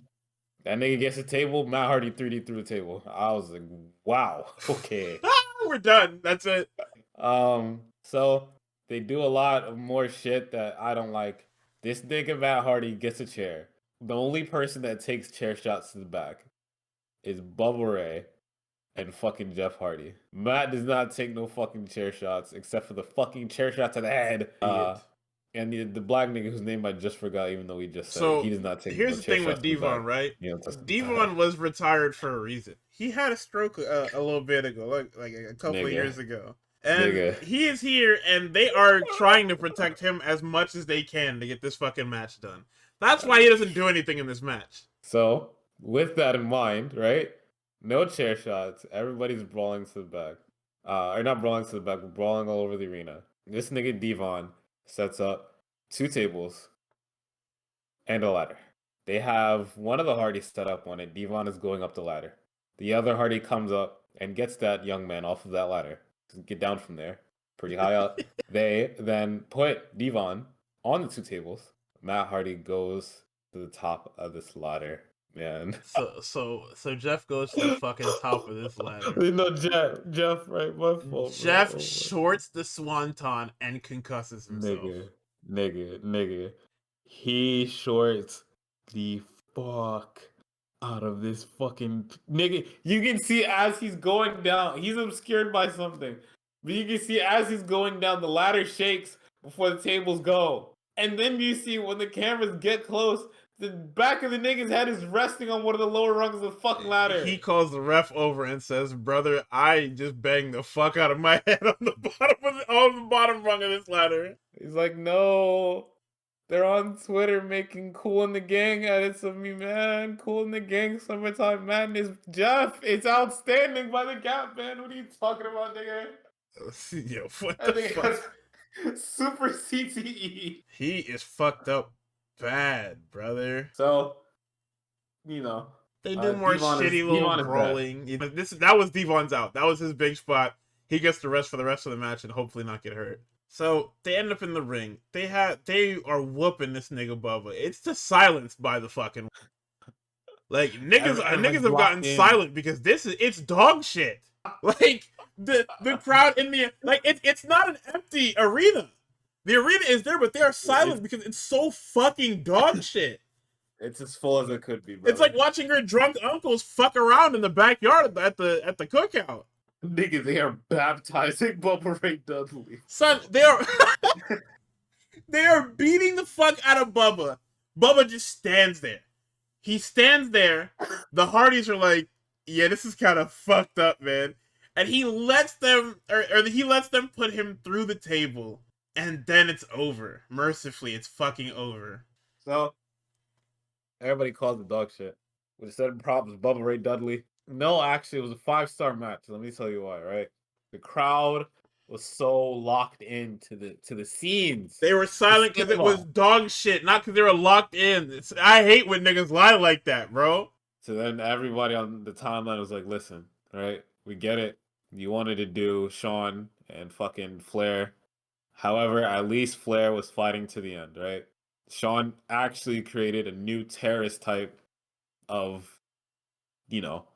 wrestling with this fucking in-ring talking nonsense, but it made sense at the time, right? And it was cool as a one-off. You should not be doing that shit because you didn't even do anything. You just sat there like you shit yourself. Yeah. And they're like, why are we baptizing Grandpa like this? We could have just put him to the table like 10 chair shots ago. That nigga been cooked. Like what? Like holy shit, bro. It was like mercifully putting a nigga to bed. Nigga, and even I fucking forgot, right? Before this, he was inside the ring resting for 10 minutes. Yeah, he was him and Matt were fucking sleeping while this fucking Devon thing was happening. Because what had happened before was that, Matt was set up on the table. Bubba Ray was about to fucking spear him through the table or whatever. Last second, Matt reverses and throws Bubba Ray into the table. Except the table doesn't break and it just looks like shit. Because fucking Bubba Ray's like, we are not trying that again. I'm just gonna slump to the floor and I'm just gonna sleep here until fucking Devon gets killed. Yep. There's no fight, there's no dog, nothing. Looks like shit. Hey, listen, man. It was a 5-star classic. Come on, bro. Oh, I'm sure. Oh, my fault. I'm sure it was, bro. Listen, leave the game before the game leaves you. Well, he did. They retired at the end of this match. That's why they gave the boots over. No. You should have. They were retired. I don't know why they came back. Because everybody's coming back. We want to also have a match during Cena's retirement year. This was anyway. That's so irresponsible. I didn't even know that nigga had a fucking. Yes, that's what everybody was saying. That's why leading up to the match, everybody was like, "Nigga, what the fuck?" And you put him through 2 tables. You're so irresponsible. And then the nigga that put him through 2 tables got concussed like shit. You're so irresponsible.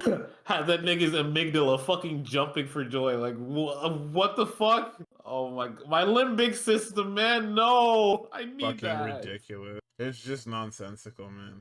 Oh my god. All right, man. Well, that was Graps for this week. We actually managed to I mean, this is like the normal time. We got through everything pretty quickly. It's just that there was actually a lot of shit this week, so there was a fucking pay-per-view. There was a pay-per-view that we had to go through. I mean, the news section didn't take too long, but there was actually just like a lot of shit happening. So yeah, 3-hour Dynamite too. Holy fuck. Guess what, guys? Pay-per-view again. 8-hour pay-per-view this weekend. Tony Khan blessing us with another 15-match pay-per-view card. And guess what? I have to watch the tailgate this time because there are wrestlers that I like that are going to be on it. Wow, oh my god, fuck you, man. I have to watch this damn tailgate too. You don't have to. I'm locked in for that Will Nightingale match. Oh yeah, the FTR shit again? I think it's her and Meg, right? Let me see. I feel like it's Willow and somebody else versus Meg and Penelope. You about to see a Mellow show in English comms? Why the fuck did you do that? Why did you do that? So it's Harley Cameron and Willow versus Megan and oh my god. Harley Cameron, eat this pen. Like shit. They're gonna hit her with the fucking doomsday device again, nigga. Oh my god. My goodness. And then FTR versus Jet Speed. Yeah. The other. Oh, hold on. Eddie Kingston and Hook versus To Be Announced. I'll watch that. I like Eddie Kingston. And I Roderick forgot Strong. I ordered that fucking baseball jersey. And Roderick Strong and the Conglomeration versus the Death Riders that aren't Moxley. That's pretty cool. Yeah, I think it's pretty cool. I mean, this card, like top to, well, not top to bottom, because there's like a couple of sneaks on here that probably shouldn't be on this show, but like Jamie Hayter and Tekla probably shouldn't be on this show. And then I mean, like the entirety of the pre-show is kind of like fucked up. Because let's be completely fucking honest. Why are Kingston and Hook on this shit? Why don't you just put them on Dynamite? This is a Dynamite match if I've ever fucking seen it. Because if it's TBA, it's gonna be like a Ring of Honor team. It's probably gonna be Grizzled Young. Log this down in the book. It's probably gonna be Grizzled Young Vets. I got money on Private Party. What the fuck? Are they still there? Didn't they not resign? Weren't they like not resigned? Hold on, I have to get to the bottom of this. What the fuck? Control F. I did see Mark Quinn on there. Yeah, Mark Quinn is here. Oh, is Isaiah Cassidy not here anymore? Hello? The line does not concern himself with who's actually a part of the company. Oh, no, he's there! So what the fuck? Yeah, so I'll see you on Saturday. Nah, I fucking hope so. I love Private Party. You shitting me?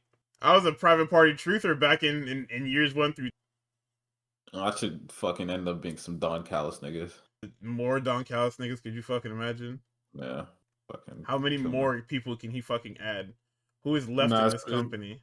There's just gonna be Hechicero and fucking... Actually, what if it's Brian Cage? Hechicero Brian Cage. Isn't Brian Cage suffering from fucking anchor arm syndrome or whatever the fuck it is he has going on? What the fuck? I don't know what the fuck's wrong with him. He's been gone for a while. I don't fucking know. Anchor arm syndrome is crazy. That's what happens when you inflate yourself. Oh god. But yeah, that's Graps. So we will see you niggas next week, where I'm gonna have a monologue written next week. I don't give a fuck. I already know I'm gonna have some shit written because this is fucking insane. They can't expect me to take this fucking company seriously. I don't give a fuck if some French guy on Twitter that knows how to use Adobe Premiere Pro and put some fucking green screen Sonic rings over your niggas is gonna kick really hard likes. I don't give a shit. I don't fucking care. This is crazy. I'm being fucking gaslit. What do you mean? Miz feud for fucking... Oh my god. Bro. What even happened? I looked away. What happened? Fuck. What the fuck did you even see? Hey, cut the show. Cut the goddamn show. We're out of here. See you niggas next week. This is fucking hilarious. Anyway, we will see y'all next week. Y'all have a good night and Godspeed.